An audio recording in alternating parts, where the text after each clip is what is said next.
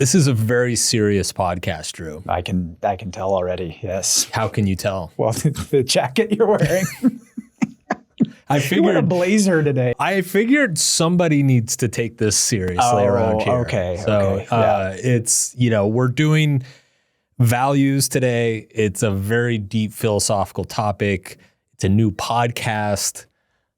Somebody's got to be a professional in the building. I know you just woke up like 20 minutes ago. I did. Ran a comb through your hair for half a second. You didn't even do that. You just a barbarian over here. Well, I'm glad you're keeping it classy for us. Yes. You're welcome. Yeah.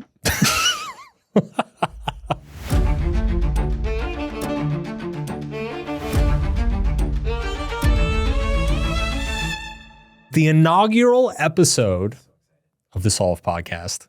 My God, we've been working on this thing for so freaking long. It seems like a very long time at this point, while still doing the other podcasts. I know. Yeah. It's almost like 6 months of prep for this. It's here. It is here. No, I'm excited for this episode. It's in many ways, this subject, this podcast that we're about to record, feels long overdue. Like I don't think, maybe not everybody realizes, but the thing that I'm best known for is the book, The Subtle Art of Not Giving a Fuck. And that book did spectacularly well. It was a huge bestseller all over the world. And I think, obviously, people will flippantly kind of make comments of like, oh, it's because of the title. It's because of the F word. First of all, that's not why it did so well, because many of the translations did not have the F word in the title. But I really think the reason that book resonated so much is because it was a little bit of a Trojan horse for the subject of values, which is like essentially when you ask yourself, what is worth giving a fuck about? What is worth caring about? What is worth worrying and stressing and staying up late at night, being anxious about? That's essentially a question of what's worth valuing. Like, what am I going to make important in my life? And what am I going to prioritize? And I really do think in this day and age, in the 21st century, that question is harder to answer than ever. There's kind of like a sick psychological side effect of living in such an abundant world, in that when you have all these opportunities, when you have all these options, when you have all this information in front of you, it becomes that much more difficult to distinguish what is worth pursuing and what's not, what is worth listening to and what's not, what's worth caring about and what's not. And that book kind of started to tackle that question. I think it at least identified the problem correctly and maybe pointed people in the right direction of like what they should be thinking about. But in many ways, it never dove deep into the topic, and it never got super prescriptive on the topic. And I think those are two things that we're going to do today. Our goal with this is to be exhaustive on the subject. That's kind of the whole basis of this podcast. Is the whole point of Solved is to give you everything you possibly need on each episode's topic, so that you will never have to listen to another podcast about that topic ever again.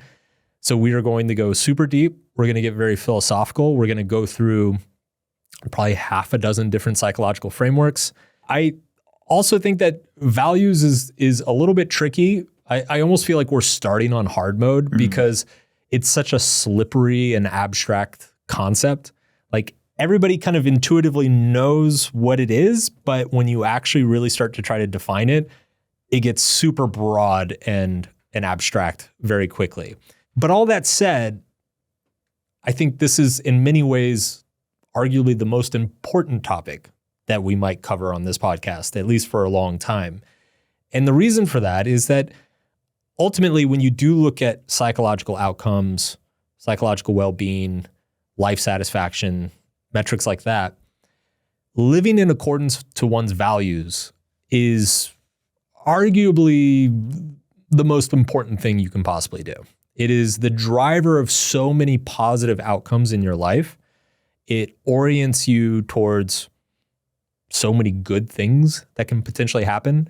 I mean, just within the body of research that we went through in preparation for this episode, we found data showing that it lowers stress, brings more peace and clarity into your life, creates more emotional resilience and stability.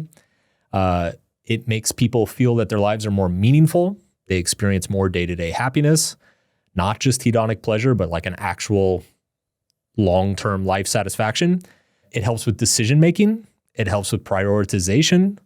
It generates healthier, more honest, long-term relationships with more stability and less drama. And it also generates more motivation and drive in people. Values, it is not just a nice, fun, fluffy idea. It is in many ways the cornerstone of modern day mental health and well-being. And honestly, they're just drastically under-discussed. It's funny because when if you get on TikTok, or if you watch cable news, or if you listen to other podcasts like current events podcasts, like with political topics or whatever, you read the news headlines, values are imbued in every single thing you're reading and listening to, yet they are never discussed. And in many cases, I think a lot of what passes as like social issues or controversies or cultural problems are really just two groups of people with diametrically opposed values who are arguing past each other. Mm-hmm. They are both correct locally within their group of people of similar values, but globally, because they're misaligned with other groups of people, they are basically arguing in an empty vacuum, just a little bit of an echo chamber. So that's everything we have in store. Is there anything you want to add before we dive into this? Well, right alongside that, what you just mentioned, I think, there is the problem of there's so many options and so many things out there to give a fuck about, right? To value right now that we have a hard time with it. There's also, I think since the book came out, this has gotten worse as well. What you were just talking about was there's a lot of people trying to tell you what you should value. Yes. And it's kind of like the water that we all live in that we don't notice, right? We're like fish in water a little bit, and there's values swimming all around us and we don't notice them. And to your point that you just made, a lot of the, whatever it is, political discussions or big headlines, controversies of the day are about values, and we're not explicitly saying that. And so I think just raising that awareness there and realizing that there are just a lot of people now, and everybody's got a platform to try to, push their values onto you, and being aware of that, I think is going to be really important going through all of this. I definitely want to come back to that because I think there is a much broader conversation to have around religion, culture, institutions, whatnot. We'll definitely get into that. Yeah, I agree. It is. I think that's part of the problem of confusion is what I'm talking about. Yeah. Absolutely. And I agree with you. Not only is it the water that we swim in, but it is like so much of the content that we consume is subtly pushing their values onto us without us necessarily explicitly realizing. And then we wonder why we're confused about our own values. Yeah, totally. Okay. So this is a long episode, and I just want to lay out a little bit of a roadmap for the listener so that they'll be oriented as they go through the episode. Now, the first half of the episode, we're going to talk about the theory behind values. We're going to talk about what they are, how we adopt our values in our lives, where our values came from, how they affect our relationships, how they affect our decision-making, how they affect our happiness and our well-being. And then in the back half of the episode, we're going to get into all of the takeaways and prescriptive advice for the listener. So we'll start out with some exercises on how to determine what your core values are. We're going to talk about how to decide whether your values are harming you or helping you. From there, we'll talk about how to actually go about changing a value in your life. There are a few different methods, and they're probably not what you would expect. And then finally, we're going to finish on this idea of practical wisdom, or the idea of balancing your values throughout your life to maintain the most stable form of well-being that you can. We'll finish the episode with our personal lessons and takeaways. And of course, we'll point the listeners to resources where they can learn more. Just a reminder for the audience that there is a full PDF guide of this episode. If you go to solvedpodcast.com/values, you can download it. All of the main points and principles are present in that summary, as well as some of the stories and anecdotes. If you are concerned with like the fundamental points, you want to review them later or as we go through the episode, or if you want to look up all the citations, check our work, look at the research yourself, look up the papers yourself, they're all there as well. So go to solvedpodcast.com/values and on with the episode.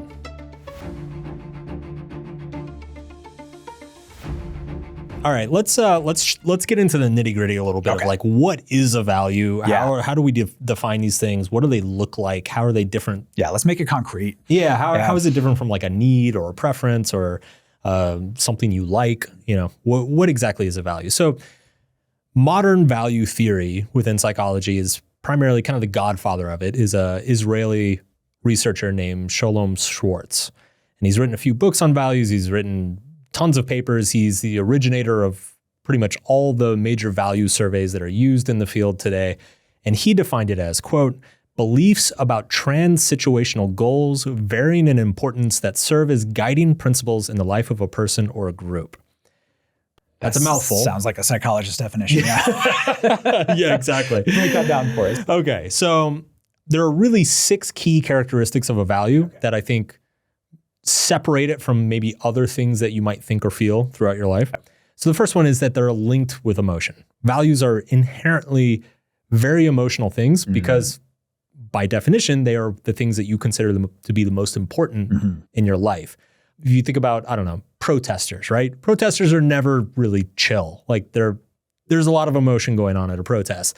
Or if you think about somebody who has wronged you in some way, like obviously your emotional reaction is an intense amount of anger. That's because a value of yours has just been violated by somebody. So that's the first one, linked with strong emotion. Second one is that they motivate action.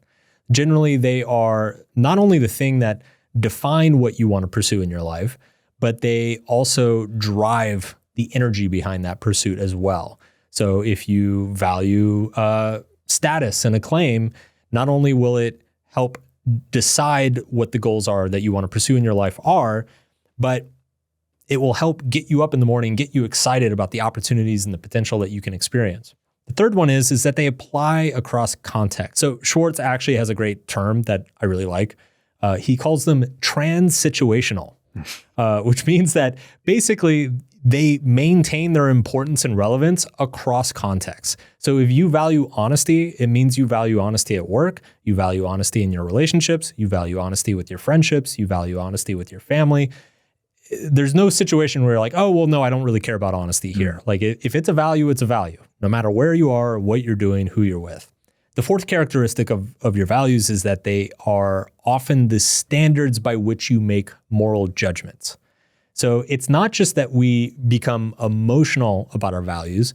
We tend to use them as like the yardstick that we measure other people and we measure ourselves, right? So if I have a very strong value for, say, personal freedom, I will measure myself by that value. I will measure myself. If I have a lot of freedom in my life, I will feel good about myself. If I have no freedom in my life, I will feel bad about myself. And similarly, I'll look at you and I'll say, man, Drew has all this freedom in his life. That guy's killing it. Or I'll say, man, Drew has no freedom going. He can't do anything. What a loser, right? It becomes the yardstick by which we measure progress, self-worth, worth of others, et cetera, et cetera. So fifth characteristic, they tend to be ranked. We all have value hierarchies going on in our heads.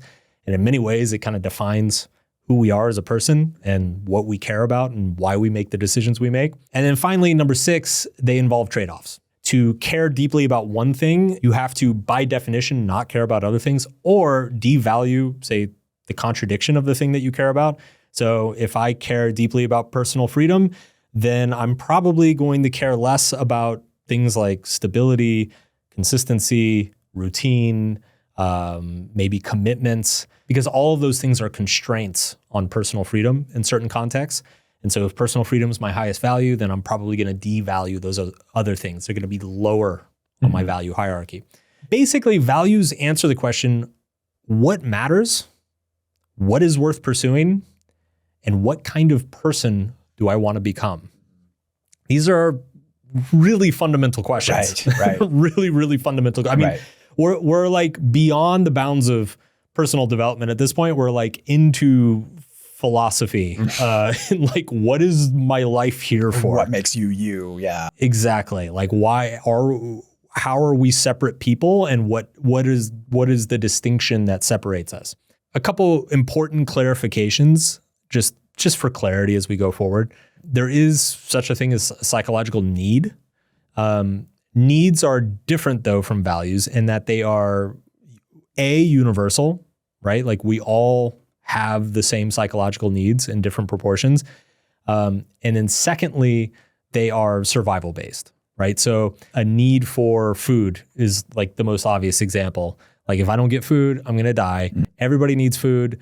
certain people like certain foods more than others, but like ultimately food is a need and there's like no negotiation about that. There's no argument about it. There's no like, it doesn't shift over time. And it's the same with psychological needs. And so there are a handful of psychological needs. There are a few different models and frameworks, but like a super common one is just like social connection. Right. Everybody needs social connection. Everybody needs to feel a sense of belonging. That's non-negotiable.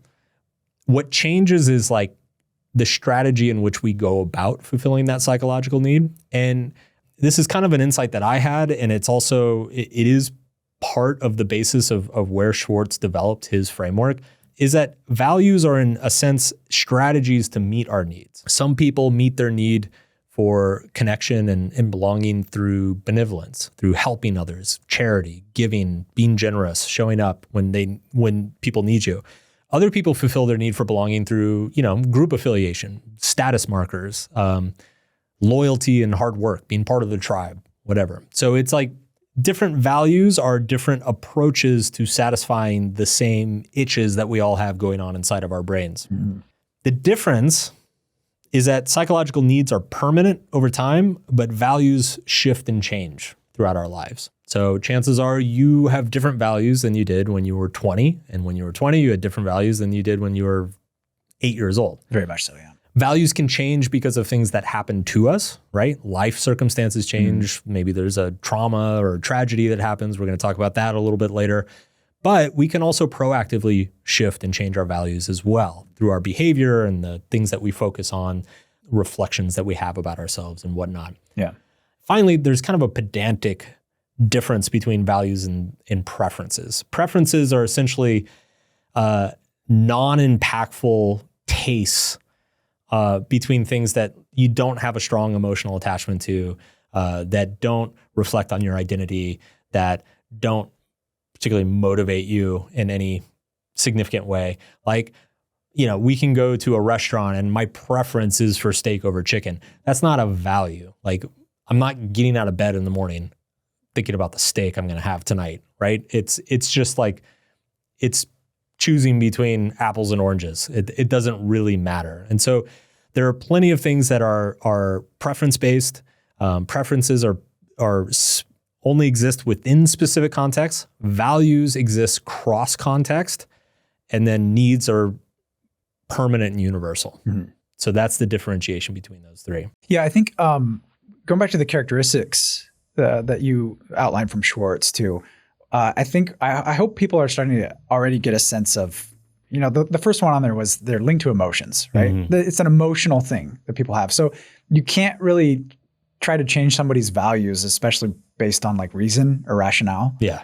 And not only that, but there's so many different emotions that people can experience at any given time that people are going to be pulled in all sorts of different directions. And hopefully you can just kind of step back in a little bit and be like, oh, they're operating through their values at an emotional level. And it's not something like, for me anyway, that kind of takes away some of the judgment of these values. When you're looking at other people, maybe somebody is obsessed with success, right? Mm-hmm. And making money or having all these outward markers of success. So, but the underlying emotion for that is that belonging, right? Is that they have a deep value of belonging to a group or belonging to other people that they respect. And so that kind of takes a little bit of the judgment and the edge off of it for me anyway. I agree with that. I've got marked somewhere in my notes for this episode to talk about empathy. Yeah.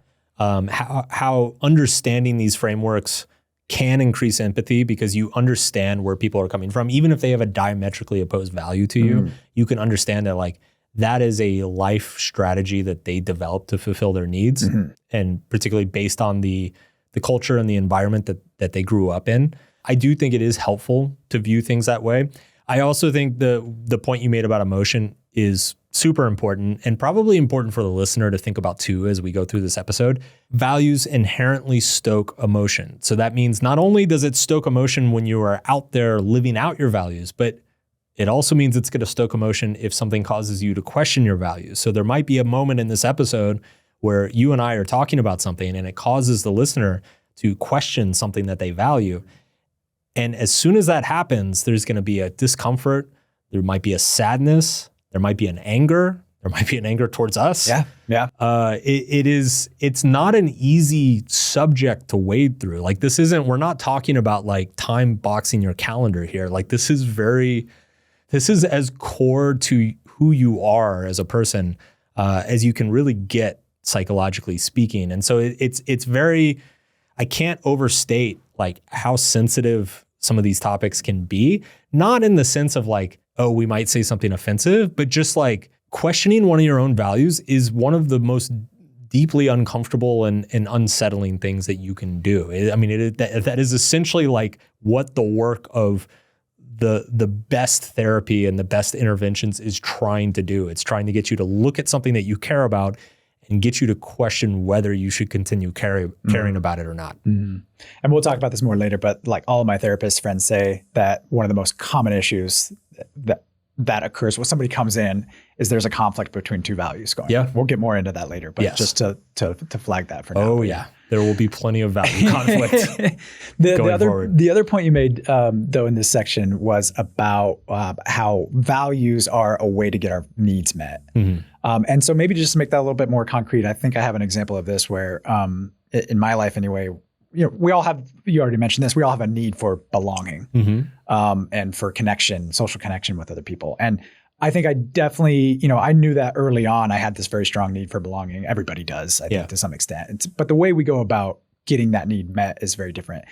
That over the years translated into a value for me of like friendships and connection. We've talked before a lot about like how I do value friendship. And yes, you're a much better friend than I am. Right. We've established okay, so that's what I'm going to ask you. How do you get your need for belonging met more? Is it by making YouTube videos and podcasts and writing books? No.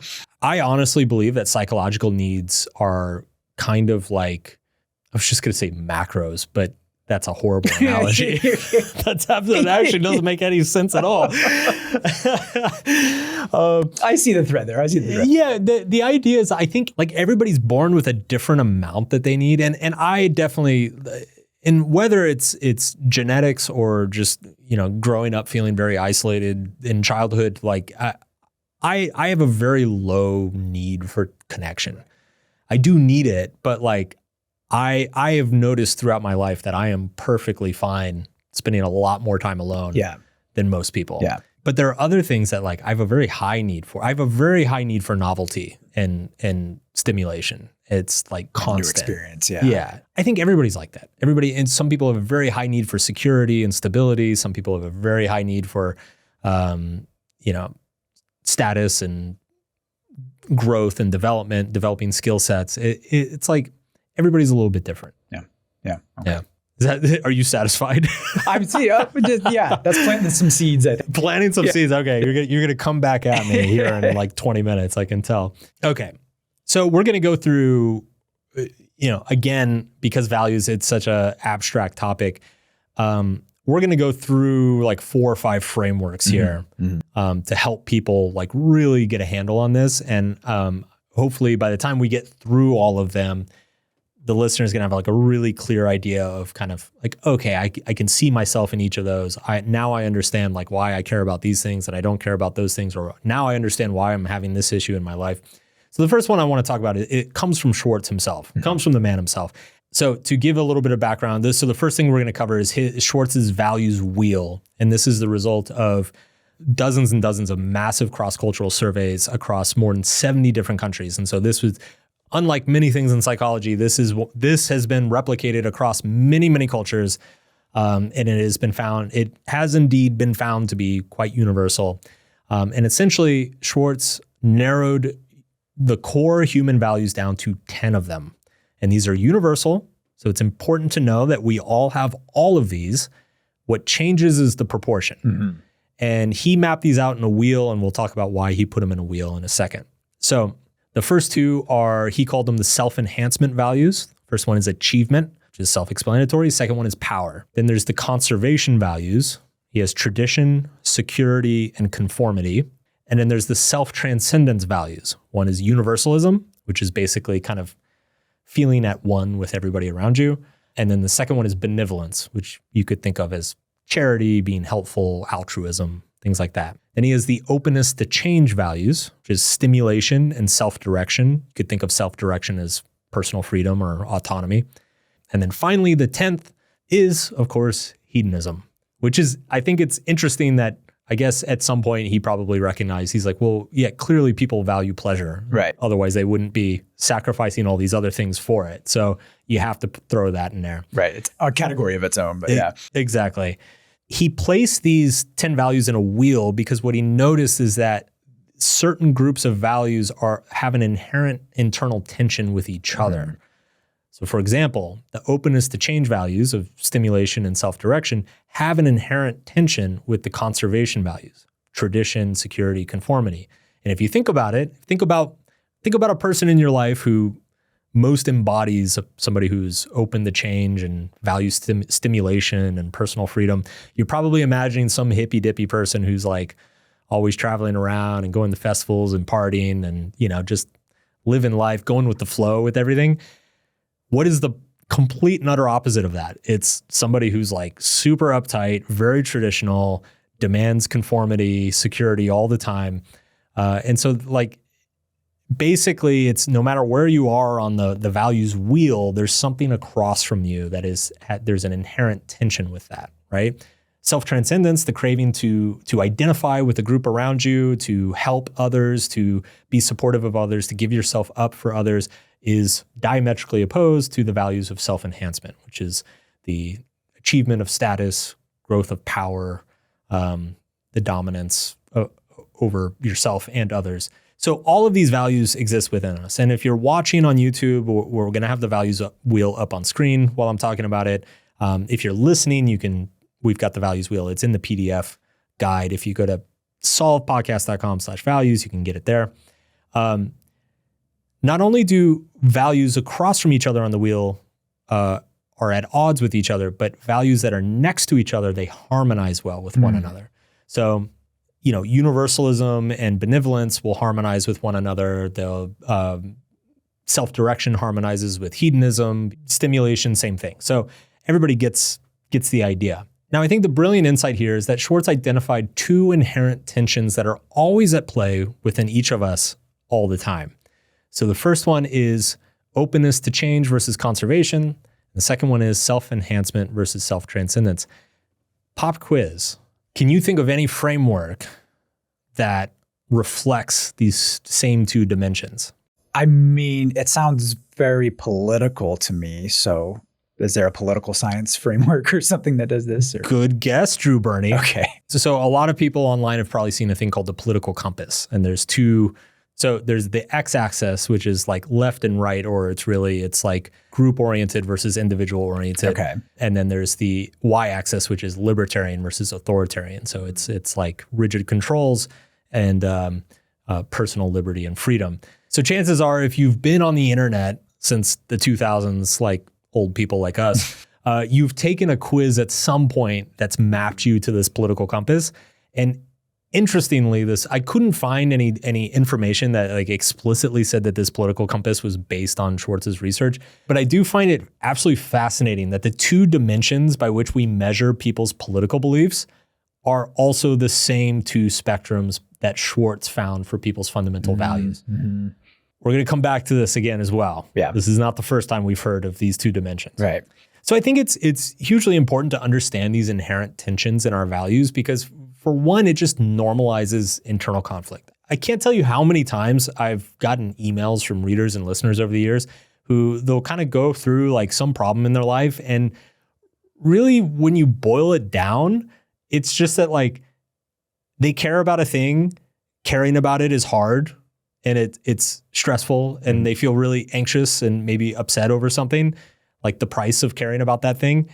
And then they email me like asking how they can make the struggle or the sacrifice go away. I just think that like the thing that gets lost so often is that to care about anything deeply, you are going to experience proportional internal conflict to caring about that thing, right? Like the more you sacrifice for anything in your life, the more difficult it's going to make other areas of your life. Like, because the more you're going to have to give up and the more you're going to have to compromise and the more you're going to have to let go of opportunities. I think the other reason this is super important is that it it helps us navigate difficult choices in our lives, right? Like it can clarify what the pros and cons of choosing a certain path might be. If you've got a difficult decision in front of you and two different choices that both look good, if you kind of think about like what are the values being represented by each of those choices, and which of those two values are you willing to compromise on or give up, and which ones are you not, it can help you make that decision. So if you're somebody who is upset over a lost opportunity or something that happened in your past that you wish you could go back and change, or you sometimes wonder about, understanding your values can help you look at that situation and really come to terms with being okay with that loss, being okay with what you gave up, because it was ultimately for something you cared about. Now, the second framework I want to bring up, and we'll spend a little bit less time on this one, comes from a researcher in the 70s named Milton Rokeach. And he had this idea that I really like. It's called instrumental values and terminal values. Terminal values are the actual values that you are pursuing. Ultimately, like it's terminal because it's the last value. It's the last thing. There's nothing past it. You're not using it to get something else. You value it because you value it. Exactly. That's it. Yeah. It's just inherent and unconditional. Instrumental values, on the other hand, you value because they actually lead you towards a terminal value. I think this is a really useful distinction, and I imagine this is going to come up a lot in our discussions, simply because I think a lot of people don't have clarity around that. Like they think an instrumental value is the real value, whereas they don't realize what the terminal value is that it's driving towards. Yeah, and I think when you confuse those instrumental values for the values themselves, obviously, like you're saying, that gets you into a lot of trouble too. Another, I think, common one too is people like making money, right? Yes. That's another one. Like they look around and like, okay, people are making money. I should make money too. And then they don't connect it to the terminal value at all. Why are you making that money? Yeah. And so it just seems like then you get a few years into it and you're like, what am I don't even know what I'm doing here. I don't like what I'm doing. Why am I doing this? Whereas if you have a why behind that, you have a terminal value, whether it's for your family or whatever, almost any job could be valuable to you, right? That instrumental value of that job, serving the terminal value of your family or whatever it is, actually takes on a completely different meaning once you connect those two. And this framework is the second time that we kind of run into this idea that there's a hierarchy to our values, that there's this idea of like there are certain values that we're willing to give up or that are conditional, that we're only taking on, that we're only caring about because they lead us to some other deeper, more important value. So there's some super important values at the top of the pyramid, and there's all these other values near the bottom of the pyramid that we're kind of just adopting because they get us closer to the ones at the top. Mm-hmm. We're going to return this idea again and again with different frameworks and different perspectives, but just want to seed that again for the listener because it is super important, and we are going to come back to it. Yeah. Yeah. I just wanted to talk to, just real quick, go back to Schwartz's wheel, right? He has this one piece of pie in the wheel, called benevolence, right? Yes. So generally being good to other people, helping out, helpfulness, that sort of thing. That's a pretty high value of mine. Another one though too is like, there is kind of an achievement value that I have too. Mm-hmm. Those are oftentimes in tension with one another, right? And I see this play out all the time in my life because I really want to help people. And then it always butts up against but I need to get this other thing done that's going to benefit me as well. Then there's another tension of like, as long as I'm doing well for myself, then I can help more people too. So there's kind of a benevolent tension between the two too, right? This is what people have to navigate a lot. And this is what I think you find out when you get more explicit about your values. There is this hierarchy that starts to form, and there's going to be times where you have to choose one or over the other.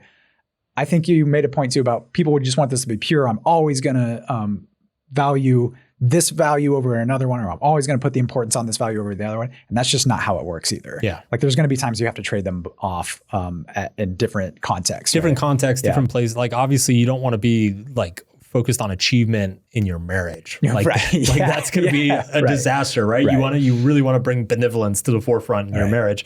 Whereas like, maybe you don't want to be focused on benevolence in some other content, like if you're at war, right? Mm. So it's not, the values themselves are cross context, but like you can lean into them in different circumstances. I'm curious, have you taken Schwartz's value survey? No, I didn't. I haven't. Did you? I did. You did. Okay. Do you want to guess what my top 3 are? Yes, I do. You probably will nail it. Hedonism. No. What power? Power. And stimulation. There we go. Those are your top 3. I'm gonna guess. Let's see. I'm coming up for a raise pretty soon, I think. So you're very benevolent, Mark. You're an extremely benevolent person. I would say self-direction, like the creativity, freedom, that's pretty high on yours. Definitely autonomy is one of your top 3, I would say. Yep. I'm going to also say probably achievement. That's got to be in your top 3. Yeah. Yeah. Okay. And then, the last one. I'm going between the stimulation and between universalism. Interesting. Let me see. I'll go with universalism. Neither. Neither. Okay. What's your third one? The third one actually is benevolence. Oh, it is benevolence. Yeah. Okay. Okay. Yeah. Which kind of surprised me. I thought stimulation might make it in there because I am just an ADHD dopamine junkie. But it's funny because I think what the survey caught is that I don't value the stimulation in my life. I have a lot of stimulation in my life, but it's like, oh, interesting. I actually feel ambivalent about it. Like I go through these phases where I like detox and I meditate and I try to get away from stuff. So I thought that was interesting that it came up that way. But yeah, I was self-direction, achievement, and benevolence. I've found something similar too. I mean, I didn't go through Schwartz's. I didn't go through any of them because I've been through value surveys before, and they're always different. Everybody kind of has a little bit. They'll use Schwartz on basically all of them, but all of them kind of have a different configuration, and I've taken them and they don't seem to. But mine were, or unless you want to guess, I'll just tell you mine because I don't want you to guess mine. Okay. What do you think mine are? Definitely benevolence. Yeah, that was up there. Yeah. I would say benevolence and achievement are like the 2 easy ones. Yeah. I would say I would go either universalism or self-direction. Self-direction. Yeah. Self-direction. Yeah. Okay. Universalism was my 4th one. Yeah. Gotcha. Nice. We're not hedonists, Drew. No. Not anymore, at least. Yeah, that's true. But I found something similar though too, because I like novelty in my life as well, and I don't know if it's just because I'm getting older now or just deprioritizing it or whatever it is. But yeah, it's just I experience a lot of novelty still too. Not as much as you probably, or not. I don't think I seek it out quite as much as you, but it's just not a value of mine, even though it's in my life a lot. And so that really made me think like, oh, okay. Yeah. I definitely think if 10, 15 years ago, novelty or stimulation would have absolutely been one of my top ones. Cause I very consciously built a life around stimulation, around novel experience and doing new things, living new places. You know, proof that values do evolve and change. Yeah. And it's funny because it's like everything else happens downstream of that value change. Just that shift of like stimulation going from being, probably my first or second down to 4th, 5th, or 6th is like a dramatic manifestation in my life in terms of like what I spend my time doing, what my day-to-day life is like, who I am friends with, who I spend time with, what sort of things I care about. Right. It is pretty remarkable, honestly. We can save some of that too for later when we talk about how values change. So yeah. Okay, cool. I'm actually curious before we move on, the benevolence is the highest value. Where does that create tension in your life? Everywhere. Everywhere, all the things all at once. What was the saying? It creates tension when I want to help people. I'm bad at saying no. That's I think the primary one. Yeah. There's a tension between the benevolence, the helping others, and I guess kind of taking care of yourself in a way too. So whether it is achievement or mastery, I think is another one of mine. Like environmental mastery is one of my values where I want to be a competent person. We'll get into that one. Yeah. So there's a lot of tension around that, I guess. Does that make sense? Yeah, totally. And I mean, also just, working with you for over 10 years, like that tracks. Yeah. Like you definitely don't say no enough. Or I want to do everything. I want to do everything. It's been really hard too. Like as the business has grown and more people have come on, and I just have to ignore parts of the business that I've never had to do that before with you because we've always done it with a small team. And now I'm just like, I don't know what's going on over there, and it's driving me nuts. Yeah. That's funny. Yeah. I definitely feel tension. You know, my highest two these days, I would say, are self-directedness and achievement. Yeah. And it's funny because I think my value for benevolence like really gets fulfilled through my work. Yeah. Like so much of just what we do is driven by helping people and being useful to people. Not to say that I'm not charitable to my friends and family, but it's just like I don't scratch that itch there. Right. Or I don't scratch it as much. But it is funny because it is, I would say, connection, community, social relationships like that's definitely been the falling out. That's been the sacrifice over the last 5 or 6 years. I would say is it's almost like, this is dramatic, but I'm just imagining it's like you like sacrifice another value at the altar of the value that you are prioritizing. You kind of do. It kind of feels like that. It feels that way sometimes. And I really like when I look at the last 10 years of my life, or actually, what am I saying? My entire adult life, because I was a nomad for 8 years. Social community, social connections. It like that's really been the thing that I give up consistently for other things. Mm-hmm. And that's usually where I'm like stressed or frustrated or, feel like I'm not operating at like a I would optimally. Go like Schwartz showed and said, we have all of these values, but we can't optimize for all of them can't have everything at the same time. Yes. And that's where all of that kind of mental anguish comes in. Again, it's like my therapist friends say, people come in all the time with a values conflict. That's usually what brings them in. And sometimes it takes a few sessions for them to figure out what's even going on and get underneath all of that. But as simple as like a student comes in and say, I'm really, they're high in like a social justice. They want to make a difference and they want to contribute in that way, but they also want to achieve in their classes as well. And, maybe they have to skip class to go participate in some of these things. And it causes a lot of tension. And especially when you're younger, those things can really cause a lot of mental anguish. I mean, it makes sense, right? Like it's easy to give up things that you don't care about. It's hard. Right. It's hard when you have two things that you care about and they are directly contradictory to each other. Like they oppose each other and they demand the sacrifice of one another. Like that is where difficult adult decisions come in. Yeah. That's Schwartz's framework. Yeah. That's the wheel. Everything's at tension. Everything's a trade-off.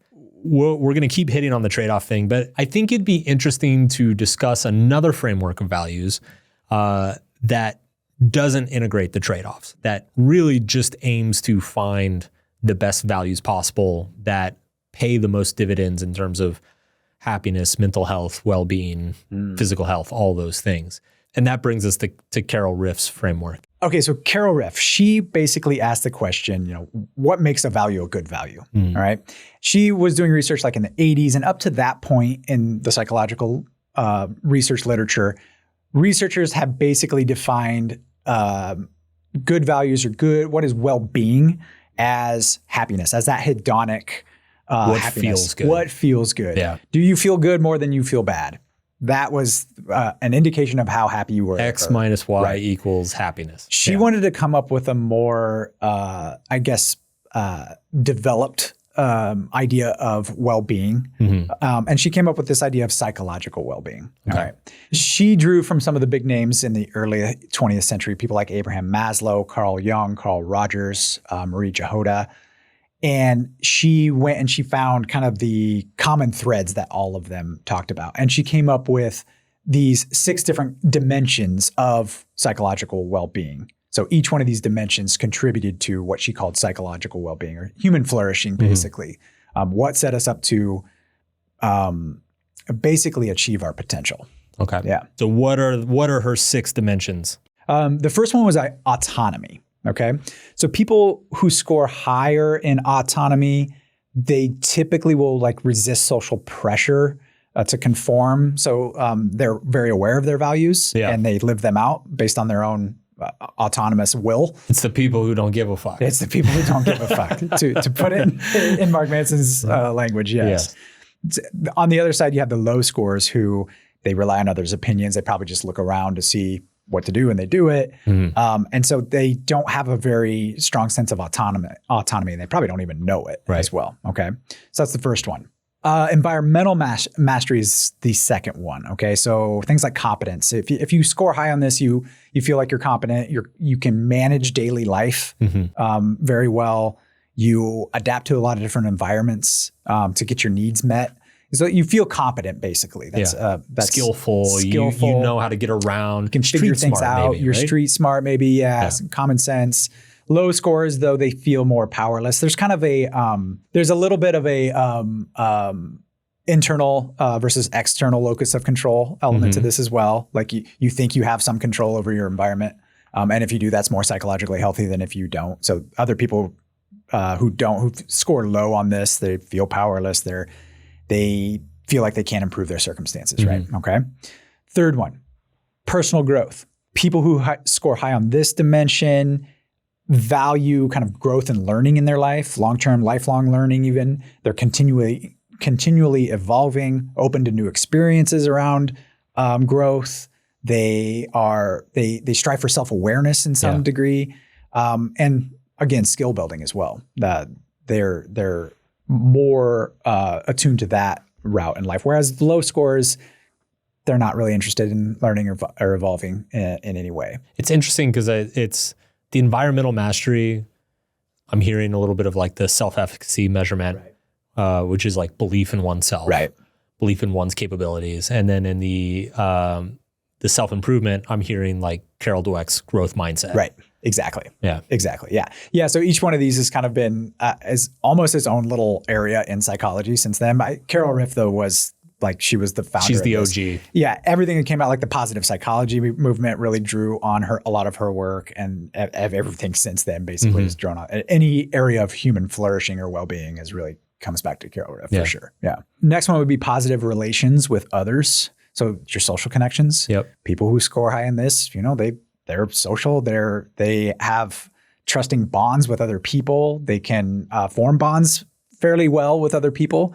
And they understand that relationships are like a give and take. Right. It's not a power struggle. They see relationships as the end in themselves, not the means, right? It's not an instrumental value. Not an instrumental value. It's a sake. I guess one way to think about all 6 of these dimensions is that they are the terminal values, right? 100%. Yes. Yeah. Yes. Definitely. Or they should be. Yes. That's definitely how she formulated this. And, the people who score low on the relational scale will feel more isolated. It's difficult for them to connect. And so you can see already that this is a huge one. Yeah. Where people who don't value those sorts of things obviously tend to struggle a lot more than others, especially as they later on in life. Totally. Number 5, purpose in life. This is a big one for us. Some big one we harp on quite a bit as well. Yeah. And the people who score high on this, they generally set pretty clear goals, or at least have a direction in their life, a sense of direction in their life, a strong sense. And they see meaning in both the past and the present, whereas low scorers, they seem to kind of just be drifting aimlessly. They don't have a lot of direction, a lot of purpose, so on and so forth. Last one is self-acceptance. And this is a huge one too. High scorers they have a positive attitude towards themselves for the most part, or very forgiving at least of themselves as too. They're very forgiving of themselves too. But they're not delusional either. I think that's an important point to make too. They're actually very realistic. They own their flaws. Right. Self-acceptance is not self-indulgence. Exactly. Yeah. Exactly. Or, and self-forgiveness is not self-indulgence either. You don't forgive yourself. Yeah. Right. Whereas the low scores, they have a lot of regrets, a lot of dissatisfaction with their past decisions, current decisions. They're just lot in life, and they're very self-critical as well. So you put those 6 together, and if you look at them as each kind of a positive value that contributes to kind of psychological well-being, as Ryff is defining it here with all 6 of these, if you put those together and get the right mix of them, you have what she says is a mindset that's primed for human flourishing. Yeah. It's funny because when I think about Schwartz's values, I can easily imagine contexts where I'd be willing to give one up, right? Like security, I can think of a million situations that I'd be willing to give security up. Benevolence, I can think of situations I'd be willing to give it up. with these psychological dimensions, like I struggle to imagine context where I'm like, oh, I would give that up. Right. Yeah. Like it is really remarkable how hard to argue with these are. Like you would think if you're going to do a fucking 4-hour podcast on values, like we are, and we're going to spend all this time talking about all these frameworks and dozens of different possible values that you can have. Ideally, the strongest values would end up being the hardest ones to argue against. They'd be the ones that it'd be hard to think of counterfactuals or exceptions to where they'd be useful. And like, I think out of all the frameworks that we talk about in this episode, hers is like the most difficult one. Like I can think of situations that I would give up autonomy. I can think of situations that I would give up, say personal growth or development. But it's really hard. Like I have to like really reach and get creative and imagine like a fucking terrible scenario. Yeah. And you would only temporarily suspend them probably too. And you'd go right back to them as soon as you could. Totally. Yeah. Totally. Yeah. This is definitely one of those where it's not easy. And it, I think she wanted, again, this was kind of a basis for positive psychology that came in the 90s and 2000s after this. And I think her real goal was creating this idea or creating a good definition for psychological well-being because it had been so neglected for so long. Yeah. Right? Everybody thought it was, okay, it's happiness. All it is positive emotions minus negative emotions. That's an indication of how well you're doing. And it's like, well, that is so naive and immature, really, when you think about it. Yeah. And she was like, look, Aristotle had it this whole time. If you want to put it in psychological terms, here's a good little framework for you with 6 psychological components that'll make it well-being for you. So yeah. And all 6 are worth sacrificing for. All 6 are worth struggling for. All 6 are, difficult to give up, things that you would fight for, and things that you obviously want to optimize. It's funny, out of the 6, I think the one that most people have trouble with is probably self-acceptance. Yes. Which is really interesting. Well, it's so hard. Yeah. It's incredibly hard. Going back to, you just asked me, what the tension and the values. And one of those, so when I did let this person, when somebody asked me to do something for them, I think I did a half-assed job for it. And when I let them down, I just felt awful about it. And so I thought about it, I was like, okay, this is a value of mine. I'm going to because we're going through this and I'm over intellectualizing all of it. I get to the point where I'm like, okay, I don't want to feel like this anymore. So how do I reconcile all of this? How do I resolve this tension, this terrible feeling? I finally got to the end of it. I said, I think I just have to feel this way. I think I'm going to feel this way because it's a reflection of my value. Right. Right. And when you fail a value, it's made very, very clear to you through these terrible feelings. Feeling bad about it is part of having that value. And I had to just accept that. Yeah. And I got to tell you, it hasn't gotten any better. So it's really hard. That self-acceptance is the hardest part of this. You're absolutely right. And people don't want to do that, especially in a culture like, here in the United States where it's like, no, there's something you can always do about it. You have control over this or that or the other thing. Sometimes you don't have control over the way you feel, especially when it's tied to a deeply embedded value that you want to live out. The irony too is that I feel like people who struggle with the other ones, it likely is rooted in a lack of self-acceptance, right? Like when I think, because there's a lot of people who, say people who don't have a growth mindset, people who don't think they can learn and get better, whatever. When you talk to those people, it's really just like, they kind of think they're a piece of shit and nothing's going to change that, right? Yeah. It's a lack of self-acceptance. Similarly with, people who struggle with autonomy, like they feel like they don't deserve to have control over their own lives, make or their own choices. Make their own choices, have freedom, and disappoint people or do things that other people don't like. So I'm sure we're going to do an episode on self-acceptance at some point because it is another super deep topic and it touches. We'll talk about it more in this episode as well. So many things, Is there one of these though? One of these 6 that you gravitate to more than others? Maybe the autonomy one, maybe. I mean, autonomy is obviously huge.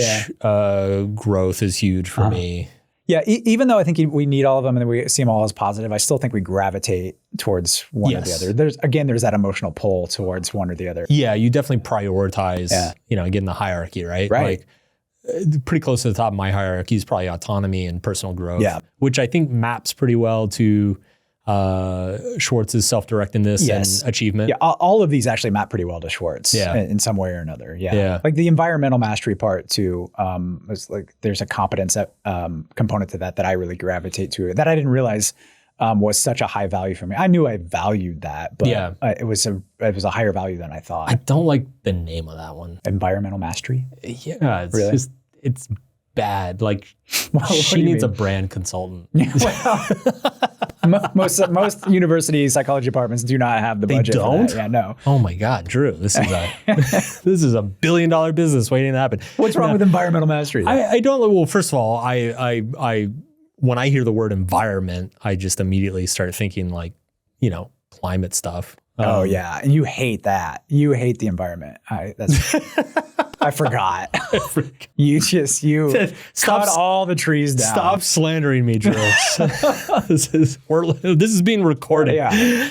No, I associate that word with just a completely different subject entirely. Okay. I understand, and then like mastery. I mean, I would almost even just call it mastery. Just mastery. Okay. Yeah. The just Robert Greene book, Mastery. Yeah, just like the developing, being skillful, right? Like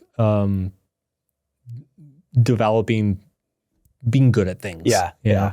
I don't know. It is such an abstract concept. I gravitate towards it because I like learning about a lot of different things and I like getting good at them. Like, and very different things too, everything from, podcasting to whatever, working with my hands. You're or whatever. super handy. Yeah. Like you can tell that you really enjoy using your hands and building things and fixing things and arranging things and organizing things. And I am like so in my head and just, I'm like in La La Land half the time. So that's probably my lowest value out of those 6. Interesting. Honestly. Okay. Yeah. I mean, unless you considered writing like a form of environmental mastery, but I don't know. Yeah, I don't know about that. Yeah, I don't know. Huh.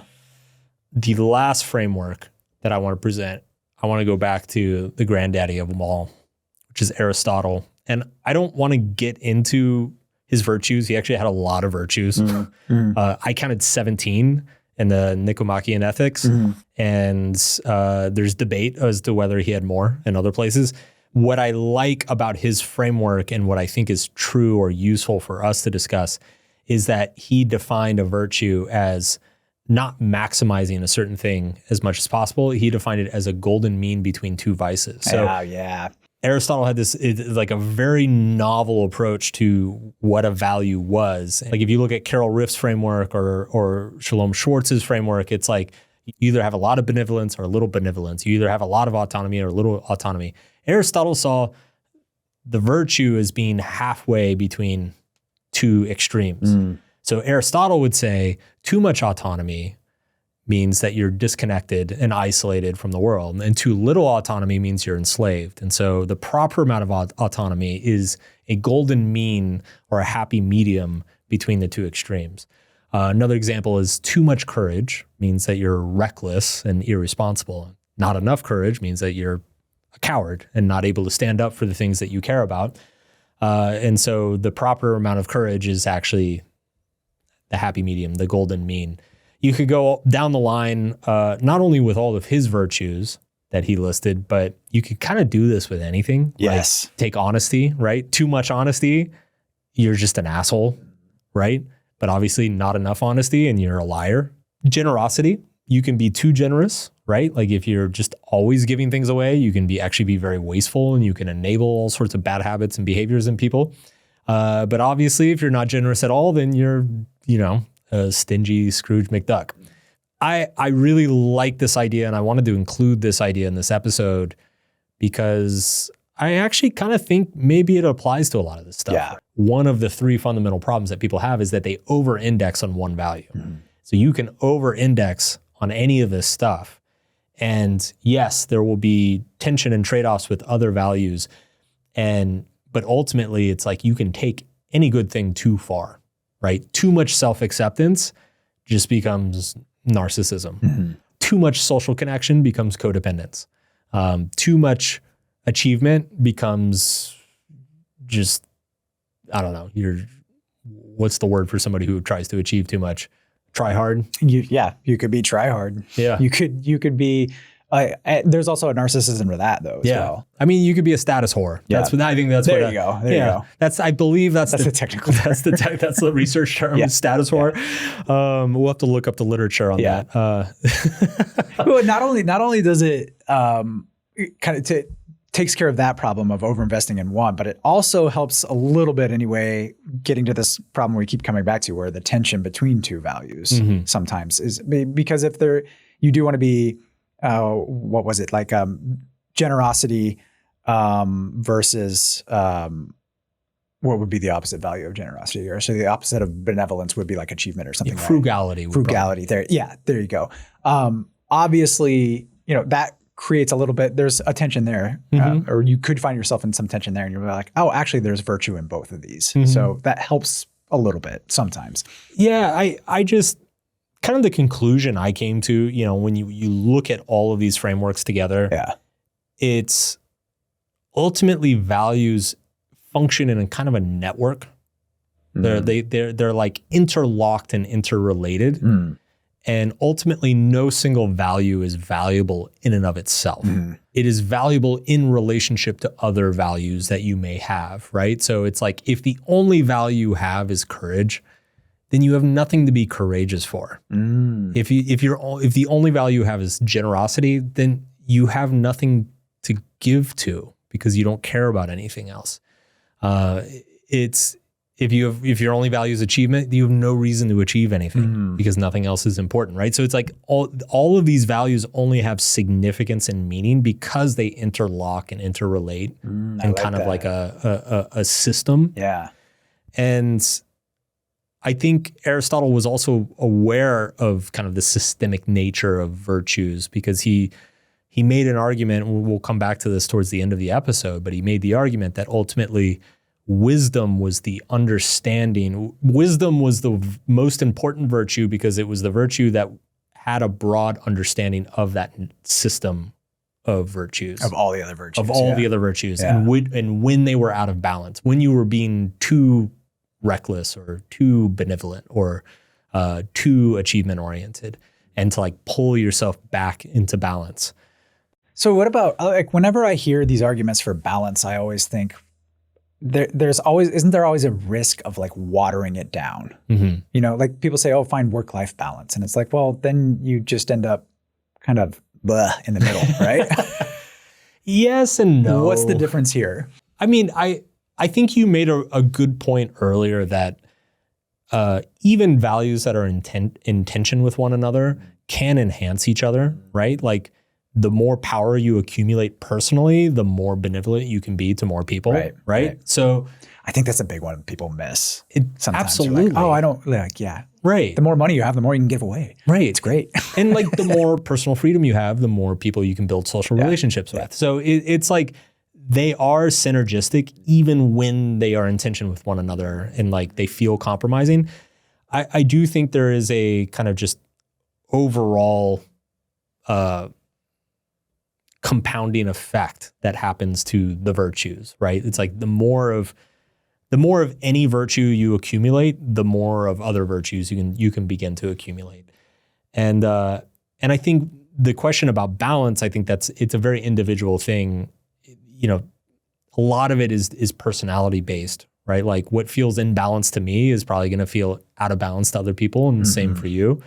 And so I think a lot of this comes back to self-understanding and self-acceptance, like understanding that, like I said earlier, like my need for connection, I think, is lower than most people's. And my need for, novelty or stimulation is higher than most people. So like what's going to feel in balance for me is going to feel off for a lot of other people. And it's similar for you, similar to everybody listening to this. And I think just understanding what your needs are, what level your needs exist at, and then also like what your primary values are and what proportion that you want to invest into those values is useful and important. Yeah. But it's like, I guess the balanced equation, like everybody's network is going to look a little bit different.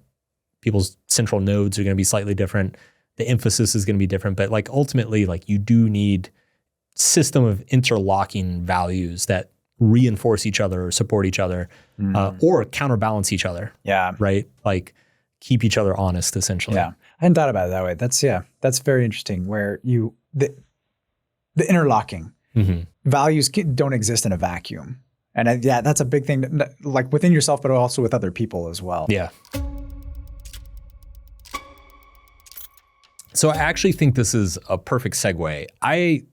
Coincidentally, I've got a friend in town, had dinner with him last night, and he had been dating this girl for a while. Last time I saw him was a few months ago, and he was like super excited about her and everything. And he had an interesting story, which coincidentally dovetails perfectly with values and all the things that we've been talking about. So let me set the stage for you, and then I'm going to ask for a prediction. Okay. So he's been dating this girl for 3-ish, 4-ish months. They decided to take a trip together. It's the first trip. Real test. Yeah, real test. And just to give you some background, this friend of mine, intellectual guy, very bookish, loves to travel, but like loves to travel in the, likes to find some obscure museum and spend the afternoon like reading about 13th century architecture or whatever. Like very kind of nerdy travel guy. Okay, yeah. A little bit hippie-ish, like very low key. You know, his idea of a great Saturday night is like a beer and a movie and going to bed at 9:30 with a good novel or something. Girl he's been dating owns 8 Hermes bags. Wears like a $20,000 Rolex watch.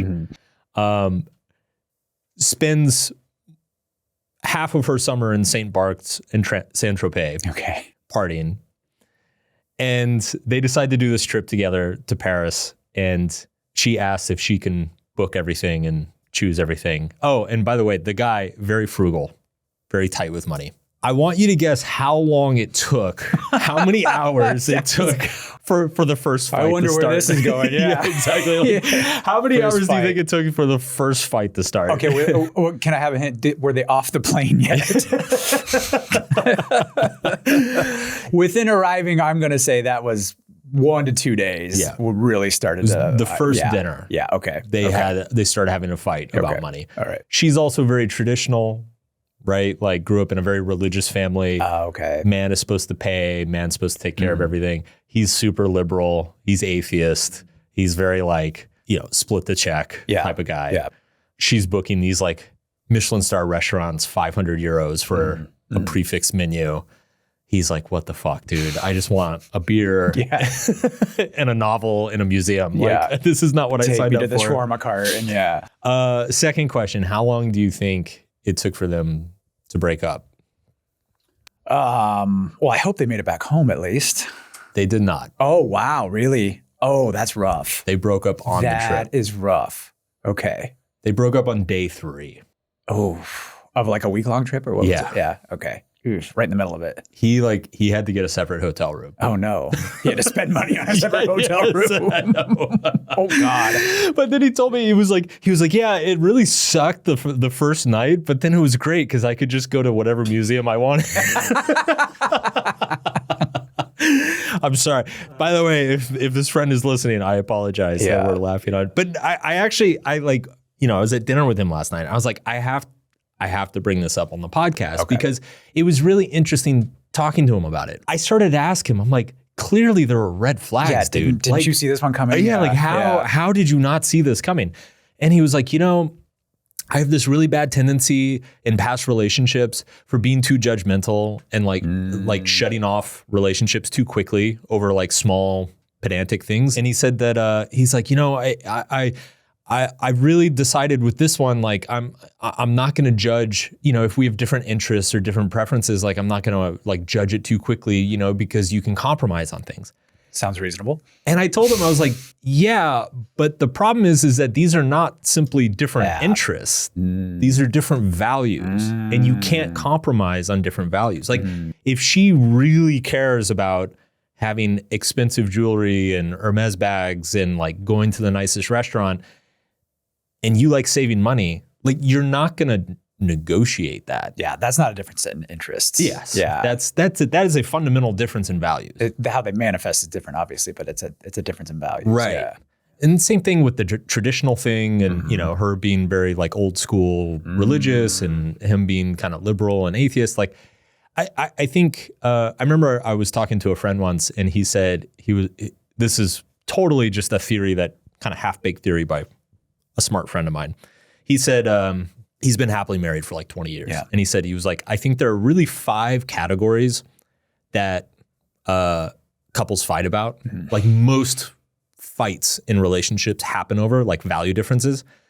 The first one was cleanliness. Second one was religion. Third one was politics. Fourth one was raising kids and family. And then the fifth one was money. And he said, you can get away with being misaligned on one of those, maybe even 2 if you communicate extremely well and like adapt well to each other. But in his theory was if you're misaligned on more than 2 of those, then you're probably fucked. Yeah. Yeah. Like you just can't come back from that. Right. I don't know if that's true or not, but I thought it was interesting to think about. And I do think, you know, when I think about values, differences of values in relationships, I think it's most of what attracts us to each other. And I also think it's most of what drives couples apart. Like if they break up, it's usually because of a values difference. Assuming like trust wasn't broken, if couples grow apart, it's usually because their values have shifted and they no longer see eye to eye or care about the same things or find the same things important in their life. Wait, would you think values, like differences in values attract us? Is that what you said? Or? No. I said I think we're attracted by similar values. Oh, okay. I got you. Okay. And then we're pulled apart by different values. Okay. Yeah. Correct. Yeah. Okay. Makes sense. I will say this, like, I don't think you necessarily have to have all the same values as your partner. Definitely. Yeah. I think you have to have complementary values as your partner. Right. Like you either have to have similar values that like resonate well with one another, that harmonize, or you need to have like counterbalancing values that make each of you a little bit better. Like we were talking earlier about how it's easy for people to go overboard in a particular value in their life, right? Like if you are way too self-sufficient or way too tight with money, it can actually be good to be with somebody who's like maybe a little bit more communal to counterbalance you and like make up for the downside of how over-indexed you are on a certain value.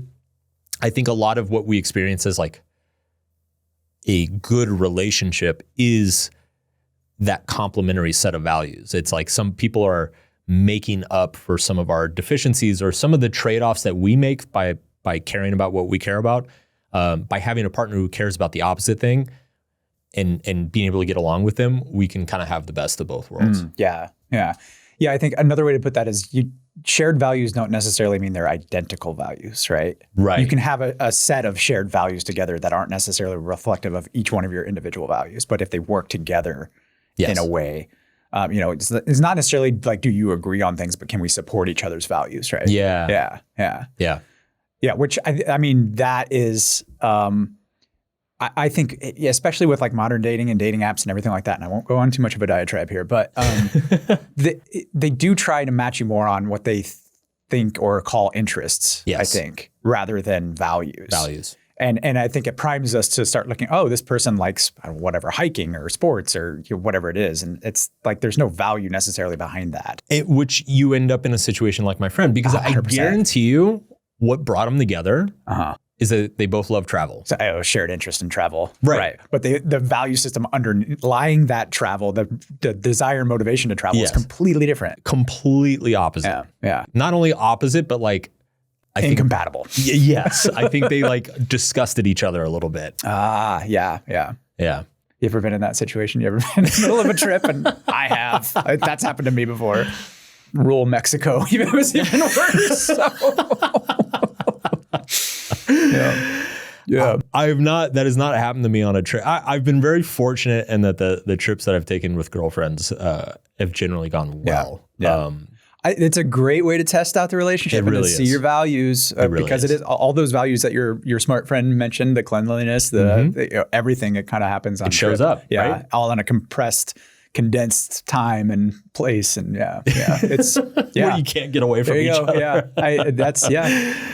Yeah. Also, too, I think what values in relationships too, when you argue with each other.